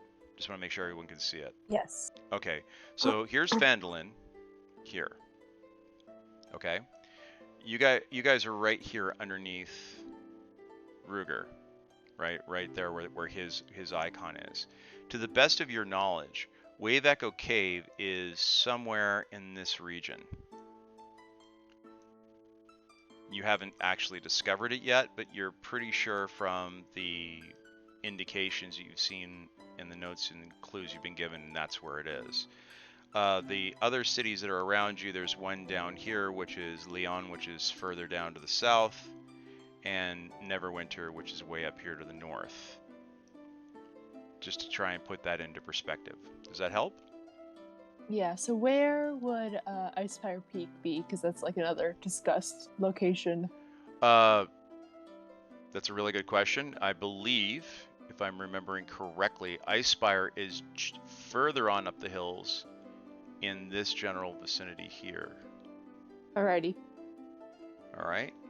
And I will double check to make sure that I am correct. Let me just quickly check. I mean, it's here. on the mountains, so. It's up in the mountains, so chances are I'm right-ish. And if I'm not, guess what? That's where it is now. So, so that's where it's. If that's not where it was, that's where it is now. So, but yes, hopefully that helps give you guys a little bit of perspective. Okay. All right. Okay. I mean, we have food and we've rested. What are we going back to town for again? We I guess just it need was somebody to identify items. Yeah, I guess it is just to identify the headband at this point. I mean, we're kind of like on our way. Yeah, I mean, We I could just keep going. I just prepared remove curse and detect magic for both of the key and the headband. If I should just do that now.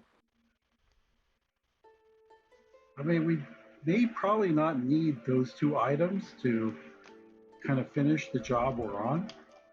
We could get them identified later, unless somebody really wants to wear them now. I mean, the I think headband you- is protection. Yeah, can I just put on the headband, and if something happens, you remove curse? No, Yeah. can I remove curse now from the item before you put it Nope. on in case Nope, it you fails? can't remove it from the item. You can only remove a curse from the person who puts it on. Oh, well, okay. Now, if it's not a curse and it's something else, there's some other kind of detriment to it, that may or may not work. I don't know. I say we go for it. I don't know. Anyone else? Or is there another The way we to- found comfortable with it. I'm actually surprised at myself, Eva. I was right. I'll take it. Yay. Yay me. Not completely lost. That works for me. Awesome. So, yes. So what's the party gonna do? You guys are going to actually try to proceed to Wave Echo Cave. Yeah. Yes, but let's address these items first, because that was what... Let me detect magic on the key, at least, first and foremost, to see if anything's been compromised. All right. Splitting. I think it's pretty safe to assume that it is magical, but... Well, we don't know if it's Well- not magical anymore because it got broken. Oh. Oh my gosh. This is a huge radius. Yeah, that's probably because it was not expecting you to be on a large map. All right. Sorry. I'm just trying to figure it out for the key. That's quite all right. I'm You just detect trying to. magic over the entire area now. Yeah. I'm like, oh my god. There's so much magic.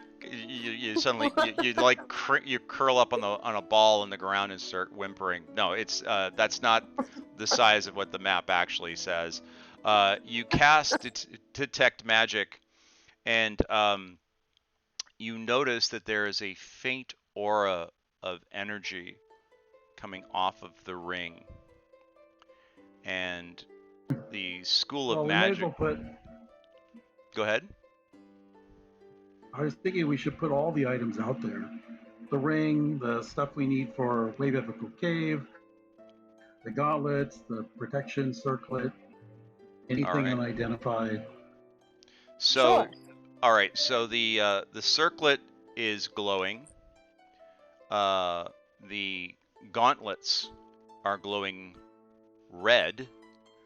The circlet, the headband, is glowing kind of in a greenish blue, and the key itself is emanating more of a probably like a purplish magic. So did you say the key was Yes. what color? Like a purplish color. Oh, okay. So which schools of magic are those? I was afraid you're going to ask me that, because that's one of the things I suck at, is to be able to tell you which ones they are. So let me quickly hold, please, while I quickly check. Holding. Yes.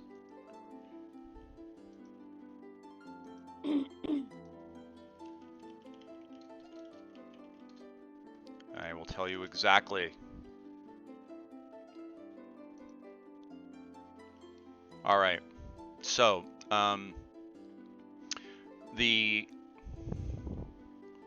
just make sure this is the right one. So the gauntlets are emanating enchantment,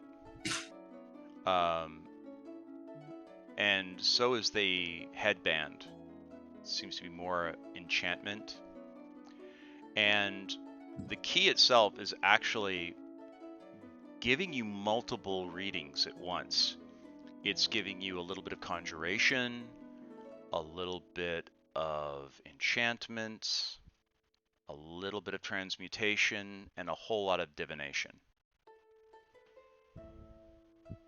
So nothing evil, though. Well, it's not the way the spell works. The spell lets you know if it's magic and gives you a sense of what schools of magic it might be coming from. For example, like the headband, it's enchantment and also abjuration. Actually, to be more specific, both. So that the headband's a little bit of abjuration and enchantment. The gauntlets themselves are a little bit more of, how do I explain this? More like a little bit of evocation along with that enchantment. But the key, you're getting all kinds of stuff off of. Mm-hmm. Well, that's good to know that the key isn't just like a chunk of metal now. That was kind of originally what we wanted to know. So whatever it is, it's still emanating its its magical qualities. Mm-hmm. What do you want to do about the headband, Makiko? Well, if we don't exactly know if it's good or evil, I feel like Steve and I are in the same boat where we're like, just put it on. Like, let's go for it. Let's see what happens. But I know you guys are trying to be a little bit more careful, but... Also, what if it was in that guarded box, why would it be cursed? Right, and also it was like... I feel like just if it was cursed, then like even just taking it would have done something. I don't know. Sure. I mean, you give it a go and I'll do my best to bring you back if something happens. Alright. Watch me die. Girl. You'll be fine. Okay, I just realized why I was like, why are they seeing something they're not supposed to be seeing? Which, with respect to all those squares on the map, and it just suddenly occurred to me the reason why you guys are seeing that is because I'm on a different map from you. So let me fix that right now. I don't see the squares. No, you guys were seeing some very strange things there. So anyhow, this is where you guys are. And I was like, why are they seeing all that stuff they're not supposed to be able to see? So this is where the party is right now. Okay, this is where you guys are supposed to be. But nonetheless. And you suspect roughly where that triangle is to be roughly the location of where Wave Echo Cave would be. And if you recall from what I just showed you a few moments ago, over this direction is where Phandalin most likely is. Okay. So you want to go ahead and put that item on, is that correct? Yeah. All right, so go ahead and please, what's the word I'm looking for? Place that on your head. Okay. Just go ahead and just On my head? hit enable, or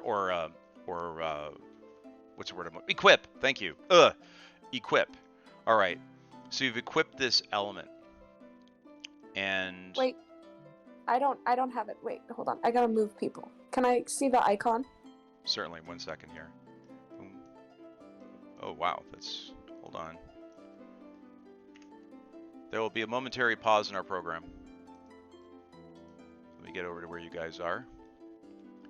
'Cause you guys are, there you go.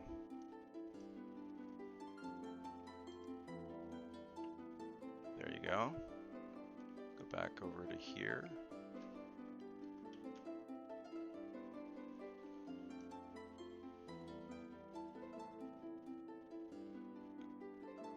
Sorry guys, I'm trying to put you guys in the right map, and it's just fighting with me tooth and nail.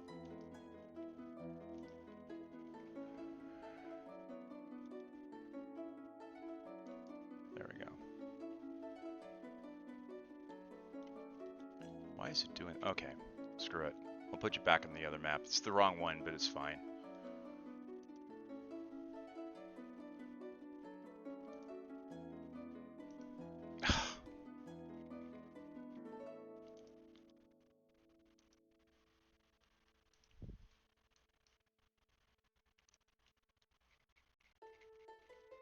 Oh, I see what's happened.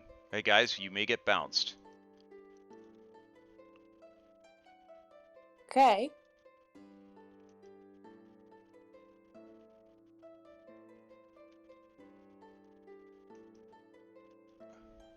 Okay, let's try this.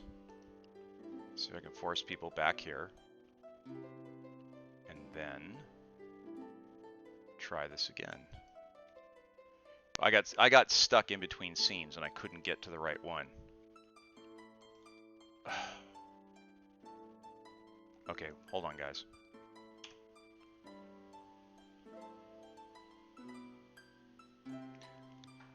I thought I was on the wrong map because I couldn't move anything. I just I couldn't connect with anything, and I found out I was kind of stuck in between.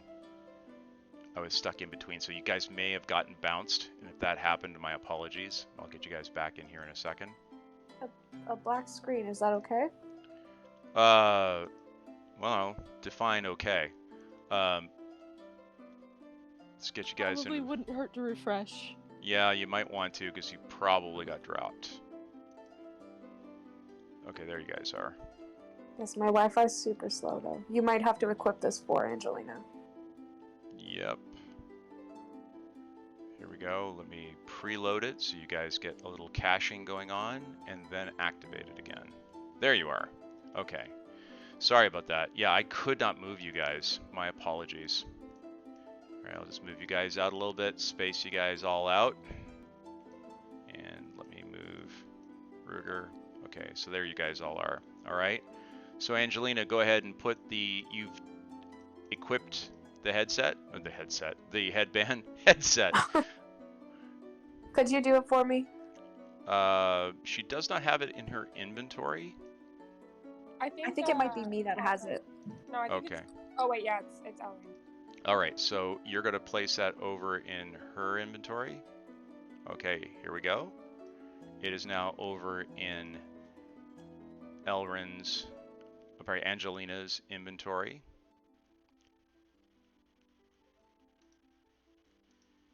And you pick up this very thin band of brass, and you're starting to notice it's still glowing with the energy from your detect magic spell. And let me quickly open it up for you here, where you can actually see it.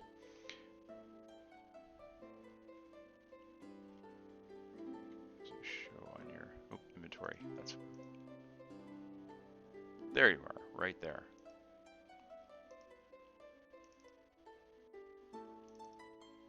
It says it's trinket, it's not equipped, and it's not identified.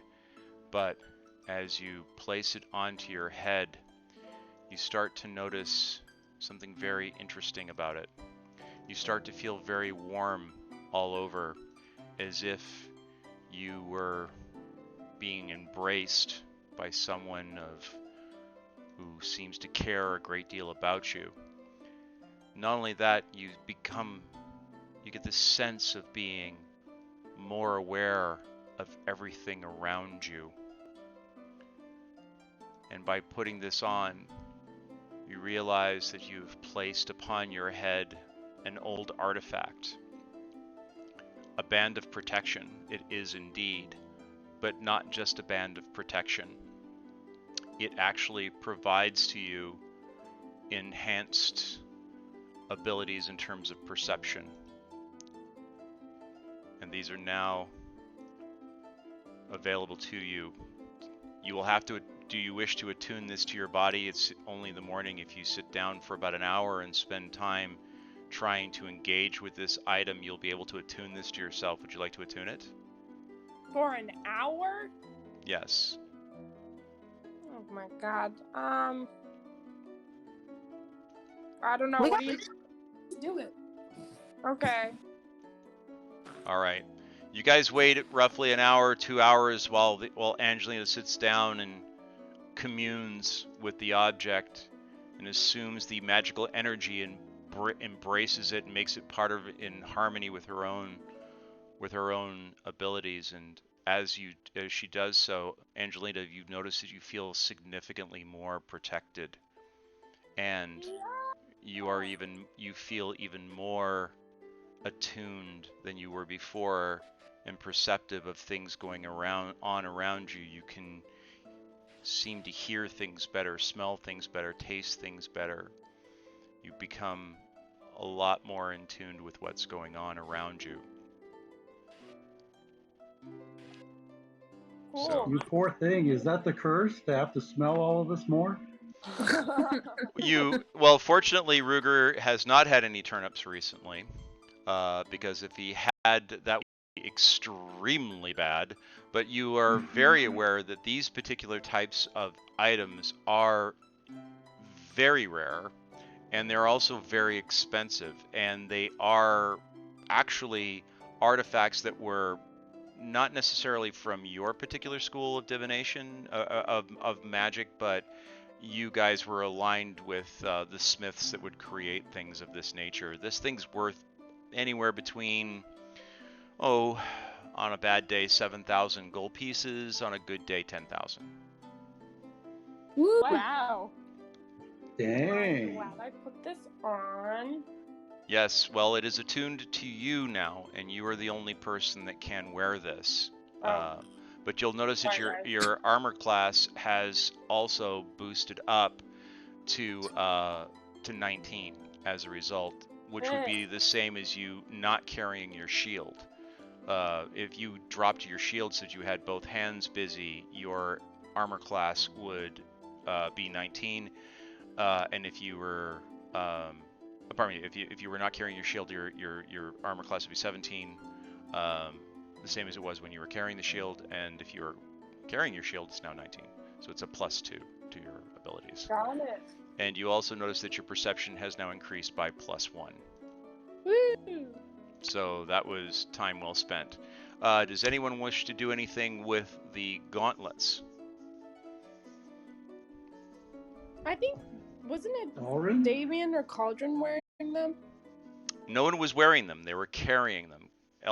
Elryn has them in her backpack. But they're glowing red. Yes, but again, not cursed, but it is carrying abjuration and enchantment magic on it. Abjuration on the gauntlets? How do I explain this? Just trying to think about. Abjuration is like protecting. Yeah. I mean, I could believe that gauntlets do that. Well, I would say it's kind of so. Let's just say abjuration, not really abjuration. It's more of enchantment. Let's just say it's just pure on enchantment because I can't really think of one that would be more applicable. Let's say it's pure, almost pure enchantment. So, Oh, that's not right either.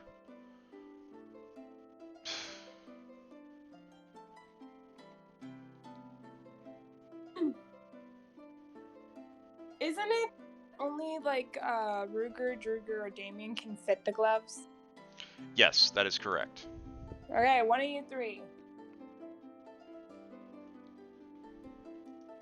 Damien's like, Um, all right, Damien, I'll he I'll has put the him on. lowest armor class. Well, Damien's got the Yeah, lowest armor Damien- class. That's what I'm Right, saying. Damien probably needs the help. All right, so let's go Let's ahead go. and pass these over, these unidentified items, over to our good friend over here. Oh, I can't do that as Damien. I have to do that as the DM. All right, moving these over.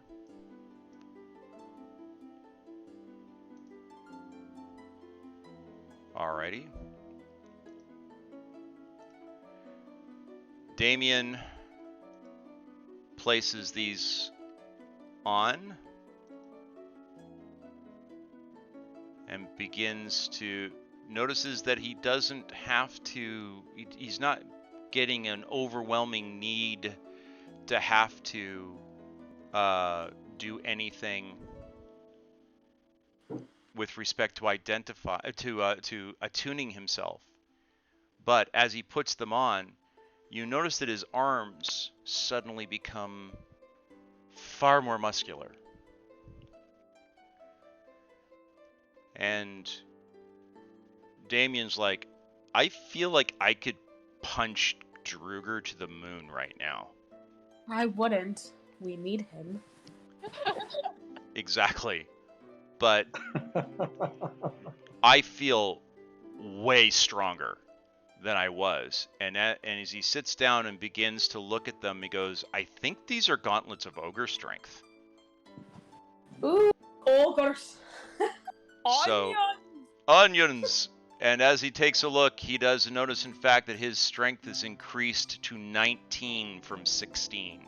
He's just gone up 3 points in his strength rating, which will have implications when he starts hitting things.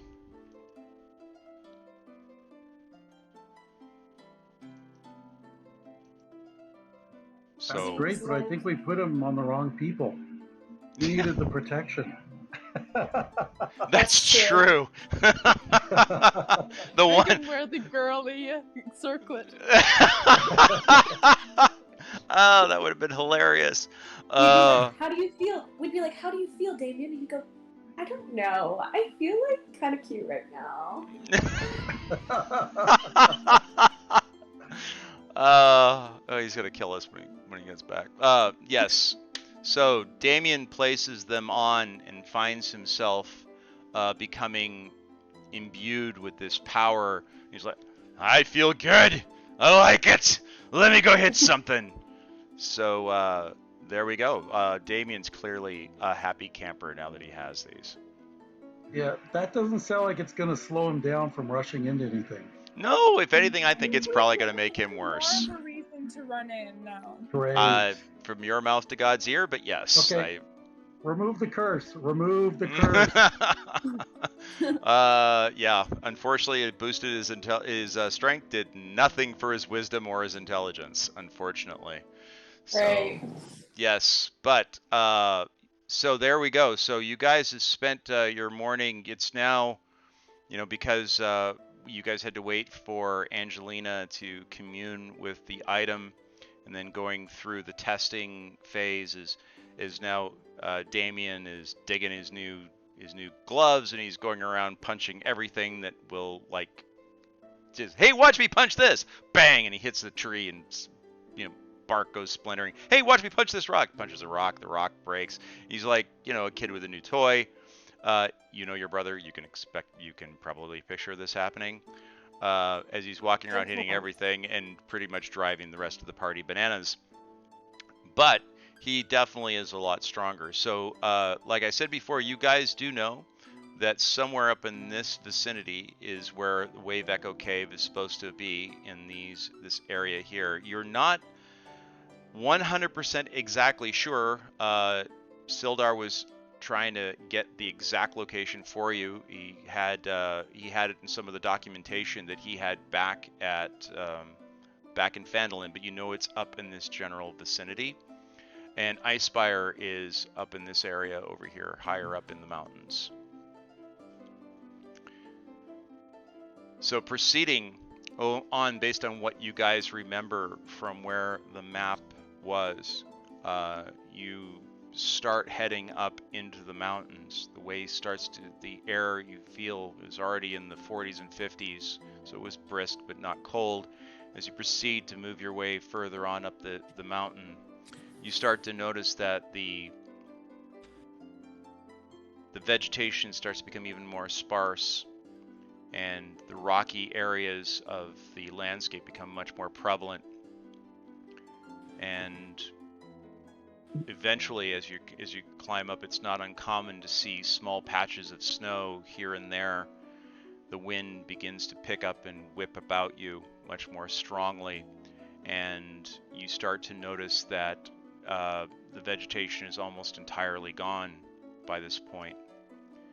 Following what you guys can remember from the map, you find yourselves on a large icy plateau on one of the foothill areas. And eventually you get to where you think might be within the next mile or so. You expect that you would come across what should be the entry to Wave Echo Cave, but you're not certain because no one's really seen it for a long time. It could be completely overgrown with vegetation. It could have collapsed.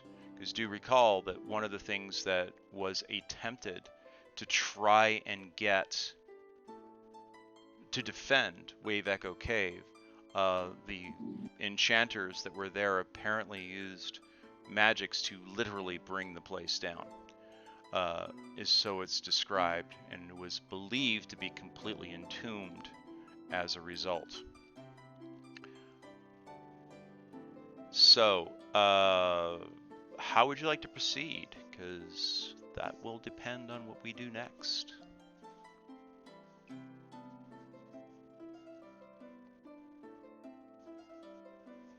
Do you guys want to stay together? Do you want to break up? Do you want to keep investigating? Do you want to keep searching? How do you want to do this? I don't think we should break up, just because there's no purpose for it yet, I don't think. And I think at this point we really need, like, all hands on deck in terms of traveling as a unit, as a strong unit. Okay. Does the rest of the party agree? I think we could split up a little bit, but, like, not much more than sight distance. Yeah, maybe if we kind of form a line, everybody's a few feet apart, we can cover a little bit more area, but we shouldn't really, like, go opposite directions for miles. Okay. Sounds good. All right. You spread out 20 yards between each other, 30 yards? How far are you guys going to spread out? I was thinking more like 5 or 10 yards between each other. Okay. All right. Do me a favor. I need Cauldron to please roll for me a perception check. And I need Angelina to roll a perception check. Okay. Angelina? Oh, Yes, sorry, I'm controlling it. What did I need to do for her? You need to roll a perception check, please. Great. Holy smokes. Okay. 29! She sees everything. Actually. So, not far from the truth. So as the two of you are in the middle of the line and you're making your way across one of these areas, Elryn, you get a strange sensation at one point where you kind of get the sense that you're being watched. Uh-oh. But you're not. Angelina. Elryn. But it quickly passes. Angelina, you have a full-on out-of-body experience almost. You get the sense of being watched very carefully. And the thing that you're being watched from is not of this world. You can see ahead of you about half a mile right on the edge of like a rocky ridge. You can see what appears to be two green glowing eyes looking through the rock, out of the rock, as if they were like part of the rock in your general direction.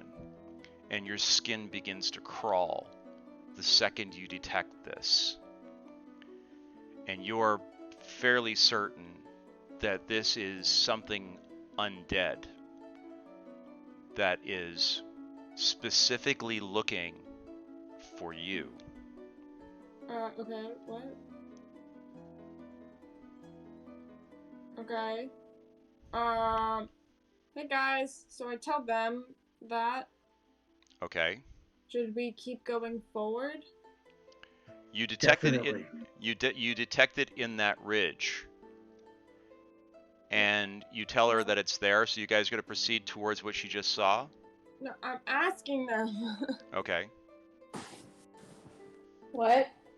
Should we go towards it? I'd Absolutely. say so. Yeah, if we can stop it from perceiving us anymore. Yeah, I don't know how to do that. All right. So you guys start walking up to that ridge, and as you begin to walk, Angelina, you notice the eyes slowly fading out. Oh no. And as it starts to fade out, you guys can pick up the sound on the other side of the ridge of what sounds like metal striking wood. Metal striking stone. Multiple times. Like, multiple sources. It sounds like crack, clack, crack, clack, and it's coming from multiple different locations. Oh? What's the forge? It sounds like it's coming on from the other side of this ridge. Okay, then I'd assume that the forge is on the other side of the ridge. Okay. Right? Because I'm just thinking you're saying metal and stone, that's what you use to forge, like, weapons and stuff. Okay. So how are you guys going to proceed? You're probably now a quarter of a mile from the ridge.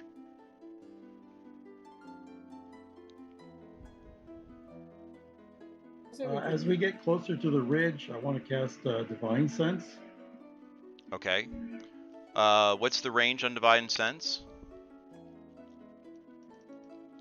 How far does your Divine Sense work? 60 feet. So as we approach like 60 feet to the ridge. Okay. Anybody doing anything else as you're approaching the ridge? There may be, I don't know, enemies on the other side, so I think we should sneak a little bit at least. Okay. All right. So, Rogue, are you going out ahead? Because you're, I think, the only person who's not compromised at this point. All right. So how's everybody else doing? Damien would normally go with you, but now that he's wearing half plate, not really a good idea. He'd love to go over there and bash something if there's something on the other side of that ridge. He's like, if there's other things there, I would love to use these. But do you want somebody who has disadvantage walking next to you while you're trying to be stealthy? Probably not. All right. Well, he's disappointed and he's sulking, but he's sitting down and he's still looking at them and he's like, clearly like a kid with a new toy. So go ahead and give me a stealth check. While you're on this side of the ridge, give me a roll, and you need to roll above a 15.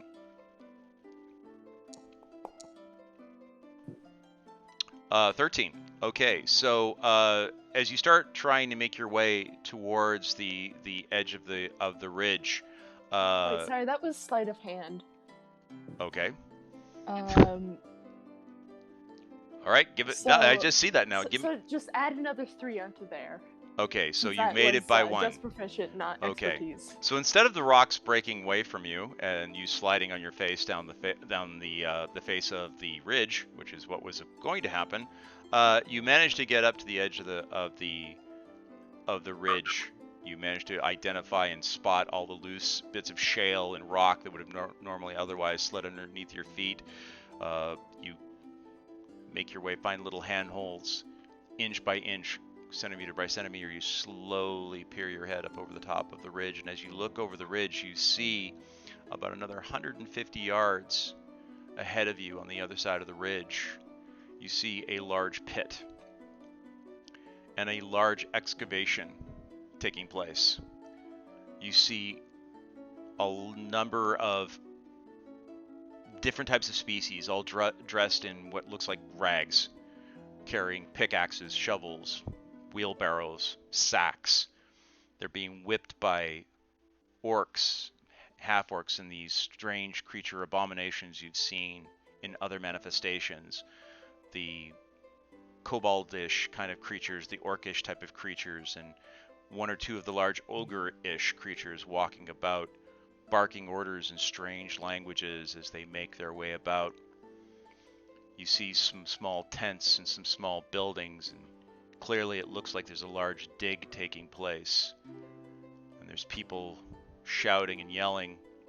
And as you're doing that, all of a sudden, it sounds like an alarm has been struck up. And for a brief moment, you think you've been spotted and you're ready to go and pop down on the other side of the ridge. But as you quickly realize it's not coming from you, it's coming from something over by the pit, and you see tendrils of greenish energy coming up out of the hole, and some of these poor hapless creatures that are in these rough spun rags and garbs who look half starved, half beaten, half dead, being whipped about in the air and slammed into one another and slammed into the ground. And there's a bunch of cacophony around as all of the guards and the other creatures that are clearly in charge are rushing around, and they rush over to the pit. You see weapons being thrown and bolts of energy and spells being cast, and there's a small battle quickly unfolds, and then there's a loud rumble as one of the walls of the pit collapses and caves in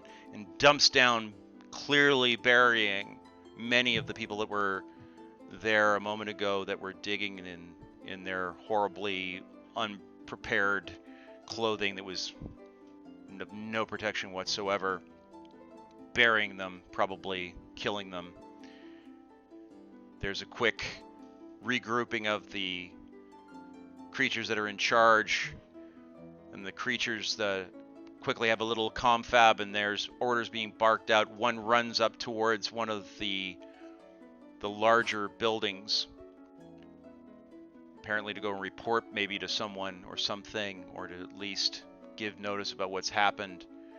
The rest of the leaders break up, breaking out whips, and start barking orders at the remaining creatures, humans, orcs, half-orcs. A lot of half-orcs, by the way. Whipping them with whips and barking orders at them and forcing them into the tents that are on the far side of this dig pit area. And they quickly establish a perimeter of guards around that hole that was dug in the ground. And there's smoke and dust, and you're not sure, but you think you can hear muffled cries for help coming from the hole.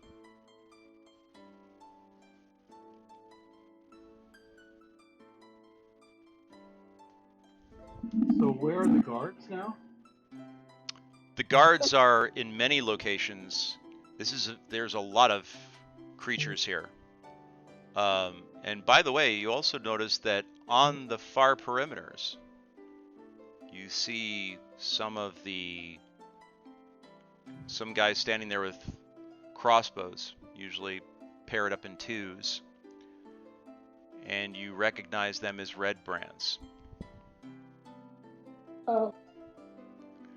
So there's an outside perimeter. If you think of it as the very center is where this dig is taking place. There's a ridge, another ridge just behind it, which has some more permanent structures, mostly log cabin type of, but solid. To the west of that, on a flat area on the same level as where this dig was taking place, there's a bunch of very poorly constructed tents. They clearly don't keep much other than the rain out. There's certainly not going to be any protection against the cold. And then at the very center of that was where there was clearly some digging going on with very high walls on the north and east side. That's where you saw the bursting of green tendrils of energy and black energy whipping out of the hole and bodies being tossed about, and the northeastern wall of that collapsed down into that pit. That pit was surrounded by a number of those guards, the kobold type creatures, the orc type creatures, the ogre type creatures. They're surrounding it with various weapons. And another group of like-looking creatures have now taken what looks like you assume to be slaves. Upon the whip, have driven them into the tent. And one of the guard type creatures has to that building, clearly to report what's going on. But on the outside perimeter of that are the red brands sitting high on the ridges that kind of like, think of almost like a crater.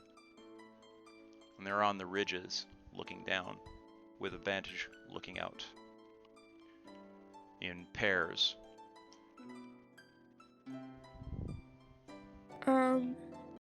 Okay, I have to leave a little early. I actually stayed almost an hour more than I could, but like, I think that if there are only the guards that are surrounding the pit, maybe there's a way to like sneak by them. Or take them out. Yeah, one of those. But yeah, I have to leave a little early. Alright. Alright, I'm sorry, guys. No problem. Thank you. Thanks for coming. Yeah, of course. Alrighty, bye-bye, guys. Bye-bye, hun. Have a good week. You too. All right, I know we have people that have a hard stop at about 16 minutes, so we will keep moving until we hit that hard stop. Yes.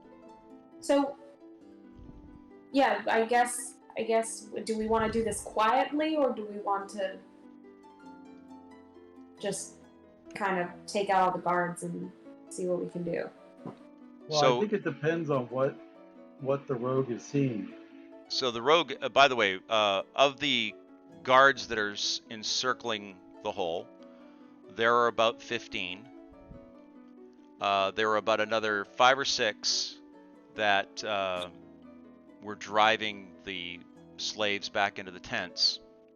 And now that you spotted the first red brands, you look around the ridge perimeter, and you notice that roughly every 100 yards or so, there's another pair.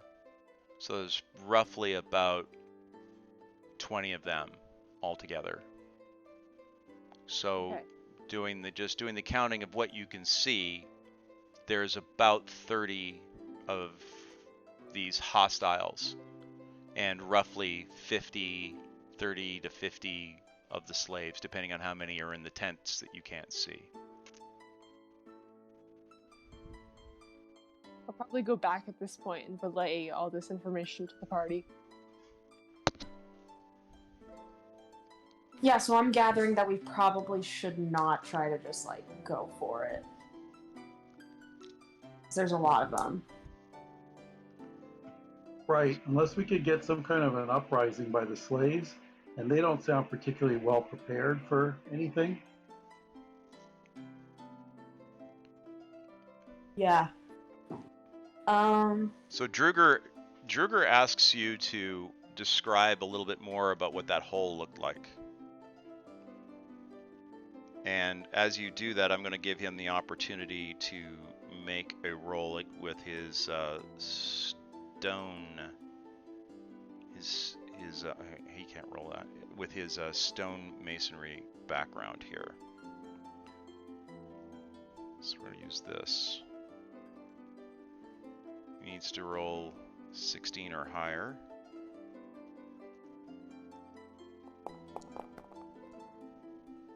And he rolls a 24. So as you start describing what's going on, what you saw in the dig, he's like, no dwarf would be building an entrance to something like that next to a cliff face. Not of that type of construction. It's way too weak. It can't structurally handle it. It's gonna collapse. I don't think they're trying to come in through the front door. Sounds to me like they're trying to come down through the roof. So we might still be able to get around to the front door somewhere and go in that way. Aye, but where is it, lad? You can be anywhere. I don't know if you're taking a look around the place, but it's exactly like signs saying, eat here.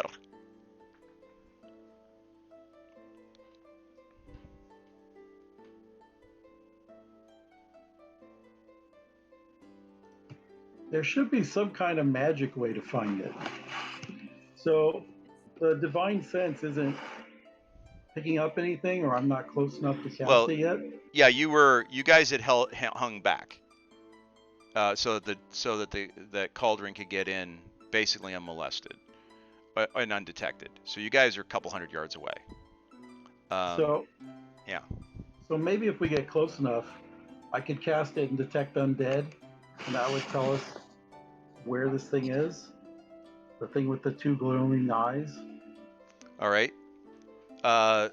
Give me a stealth roll, please.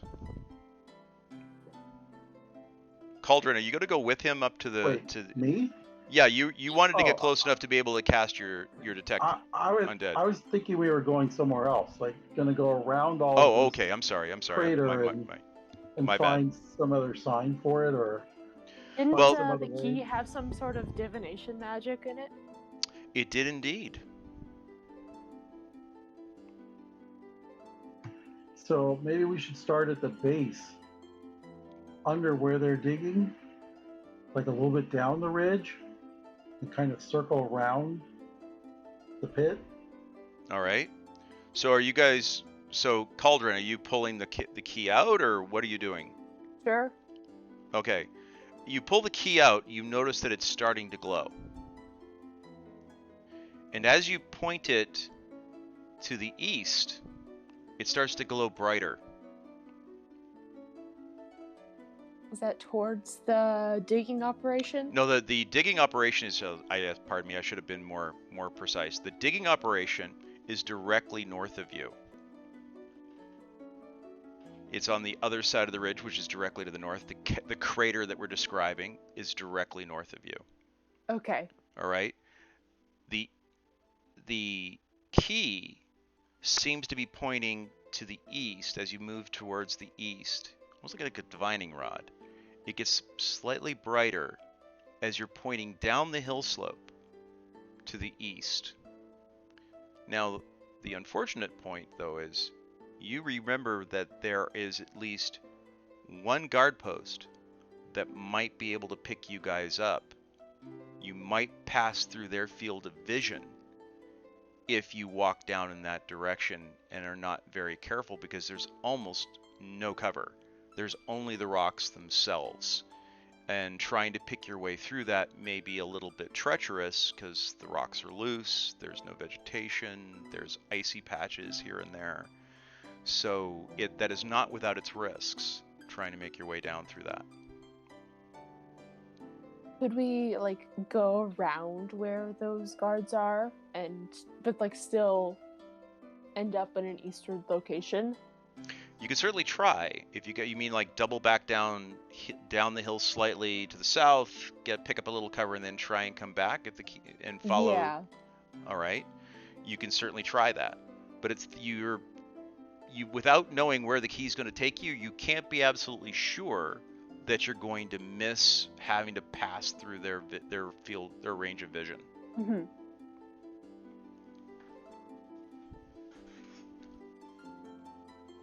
Incidentally, in terms of timing, it's about noon right now. Noon, not a cloud in the sky, by the way.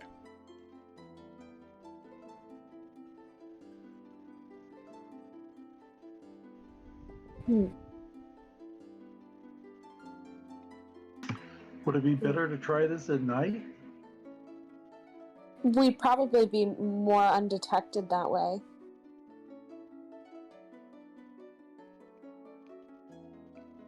Damien looks at you guys for a second and goes, well, got to remember that works both ways, right? Yeah. True. They're not going to see us. Come out. I mean, we don't know a whole lot about what these things are we've been fighting. They're certainly not in any of the old tomes. But who's to say they can't see us better in the dark? But I agree with you. At least with respect to the humans that they've got on the perimeter, at least with respect to them, the advantage would be ours. What about Elryn can produce a fog spell, right? She you can. have that prepared? Fog? I do. Maybe a more natural form of concealment. The hard part is where we're gonna get fog on a day like this. I also have my invisibility cloak. Is that Makiko or is that Eva? That was my mom, I think. That's so funny. You guys all four of you sound the same on my end. It's hilarious. So Angelina, probably not Angelina, Elryn, you do have spells, and I believe they're always on for you. Yeah, I also have my invisibility cloak. You don't have an invisibility cloak. You had an invisibility potion. Roll? Something? Yeah, you had an invisibility potion, and I think you gave it to someone else. I think I must have it. I think you already used it. No, I think Cauldron has it.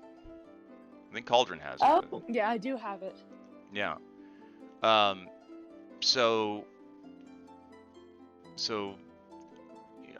how are you That gonna? would only be one person. So. Yeah. So there. Yeah, you can't share it. Doesn't work that way. You have to drink the whole potion. So what's the story here? How are you guys going to do this? Are you guys going to try and sneak down now? Are you going to try casting a fog bank? What are you guys going to wait till dark and then try a fog bank, or not try a fog bank? You're going to try and.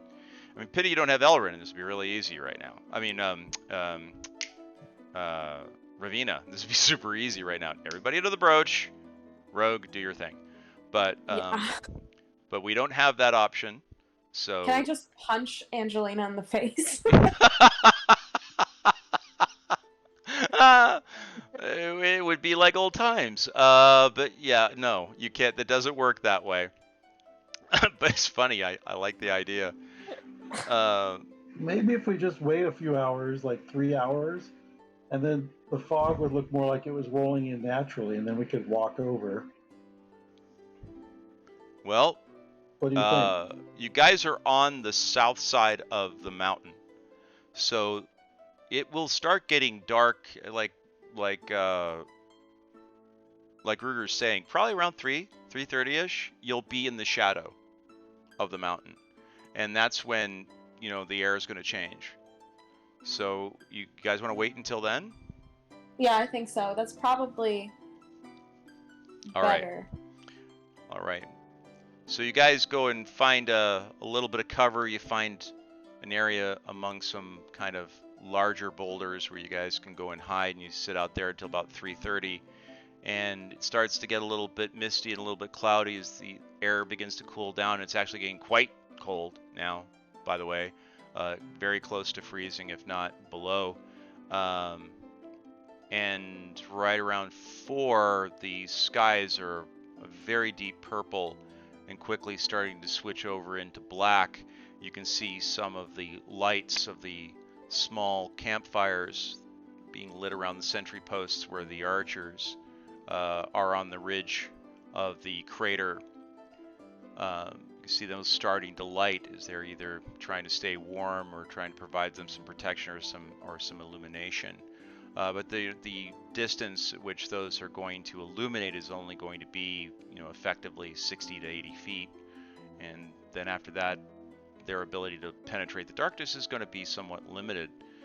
But they will still be able to see, if not blocked in some way, shape, or form. So it's now at that time now where it's getting kind of dark. Are you guys going to try using the fog bank and then make your way in?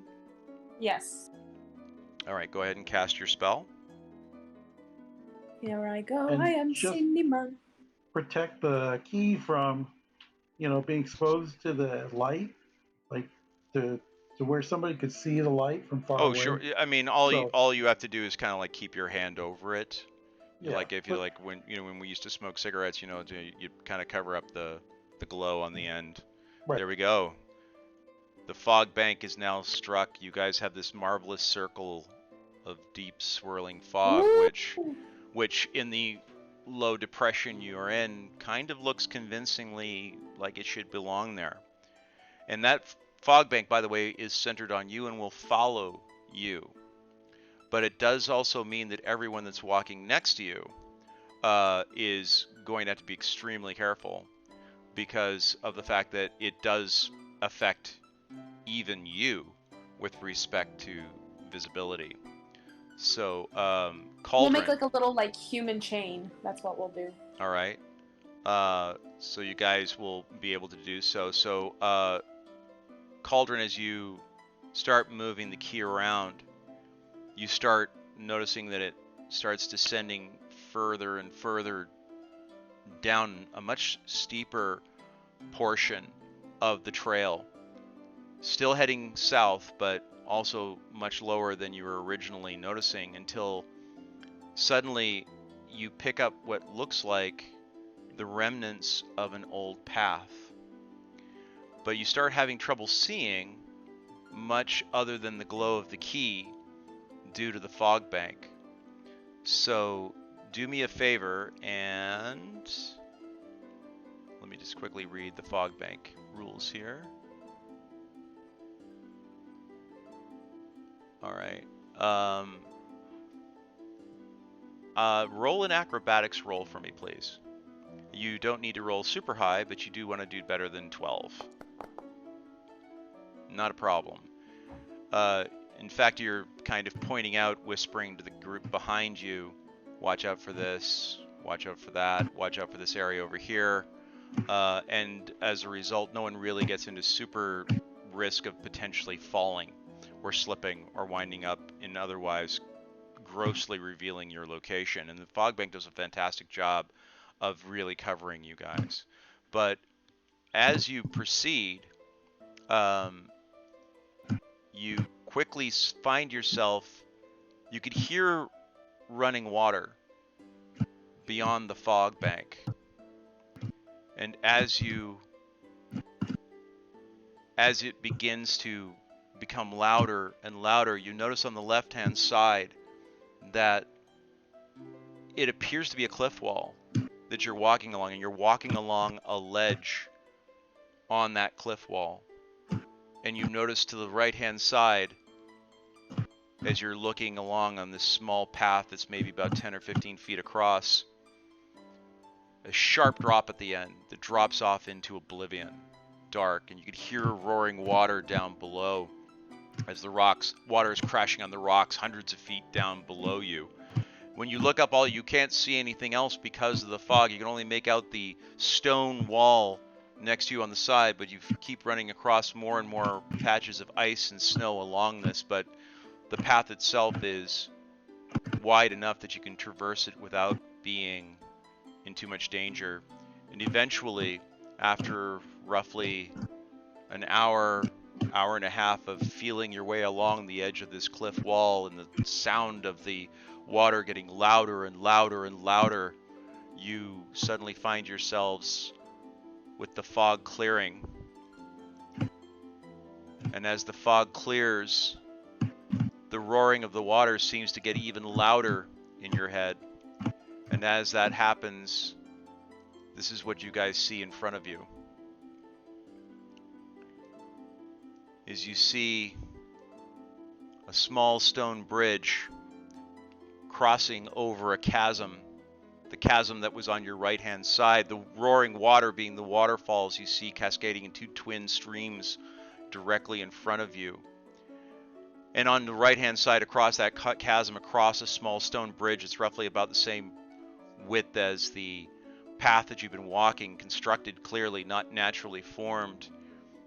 You can see an opening, geometric in shapes, sharp angles, the telltale signs of a dwarven construction. And you hear a gasp from Druger as he looks on it and is immediately impressed by the grandeur, the magnitude of this construction carved directly out of the living cliff face wall.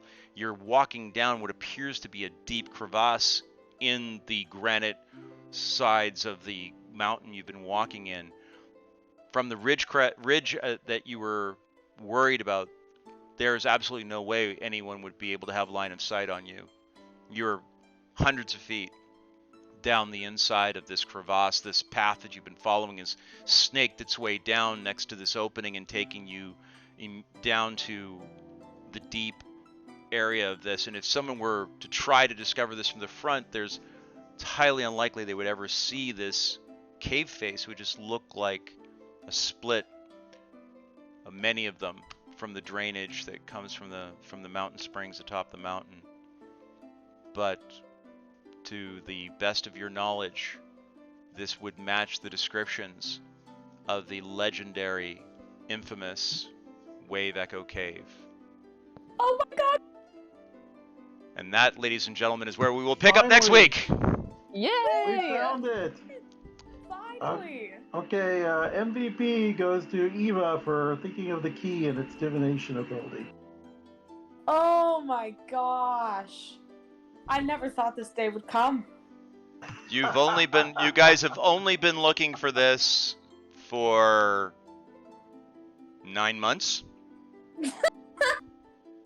Oh man. Not to make you guys feel special, or to make you guys feel less than special. That's normally found within the first couple of days, but that's okay. It's fine. Way. But we are on a very different tale than that one. And I'm very proud of you guys for finding this. I'm actually very excited for you guys. I'm thrilled for you guys. You guys have made some wonderful discoveries. You have some new toys. Angelina's got this marvelous little headband. It kind of feels like all the scenes in the video games, like in the zombie video games, when you enter a room and you find a bunch of like health kits and you're like, a big battle's about to come. I'm about to get very close to dying. well, I'm thinking that just a tiny little bit in like the back of my mind with all those new stuff. So point of clarification, that's actually right out of the manual. That's actually right out of that module, by the way, folks. That's not me, that's the book. And actually you guys found it before you ended up fighting those guys. Think of how much helpful it would have been if you had actually did what you just did before you had that battle. How much faster would that battle have gone? How much more fun would Damien have had? Would he have taken so many naps? Who knows? But find out next week on Glee. Exactly. You guys are back now. You guys have found the entrance to Wave Echo Cave, and we will pick up there next week. So, folks, this is going to be fun. We're going to go back. We're going to go back to Sunday next week. Okay, and everyone, please let me know your availability, because Wave Echo Cave, this is what you guys have been fighting for. Let's make sure we got everybody here. and that we have a nice big chunk of time to go through this. We can have a little fun with it. Sounds Thank you good so to much. me. It was a Sounds Great. good. this was a Thanks, fun one, everybody. guys. Really enjoyed today. Thank you so much for all your hard work and your dedication to the game. So thank you very much. Thank you, DM. Alrighty, guys. Take care. We will talk to you soon. All right. Bye-bye. Bye. Bye. Bye, guys. Have a good See you week. next week. Dad, love you. Bye bye. And now, as usual, guys, I will leave the game open if you would like to go and put your notes in. Okay, so if you'd like to go and put journal notes in for yourselves, by all means, please do so. And that is what we are going to go and yeah, go ahead. Feel free to go in and do so. All right, guys, take care. Be well. Talk to you soon.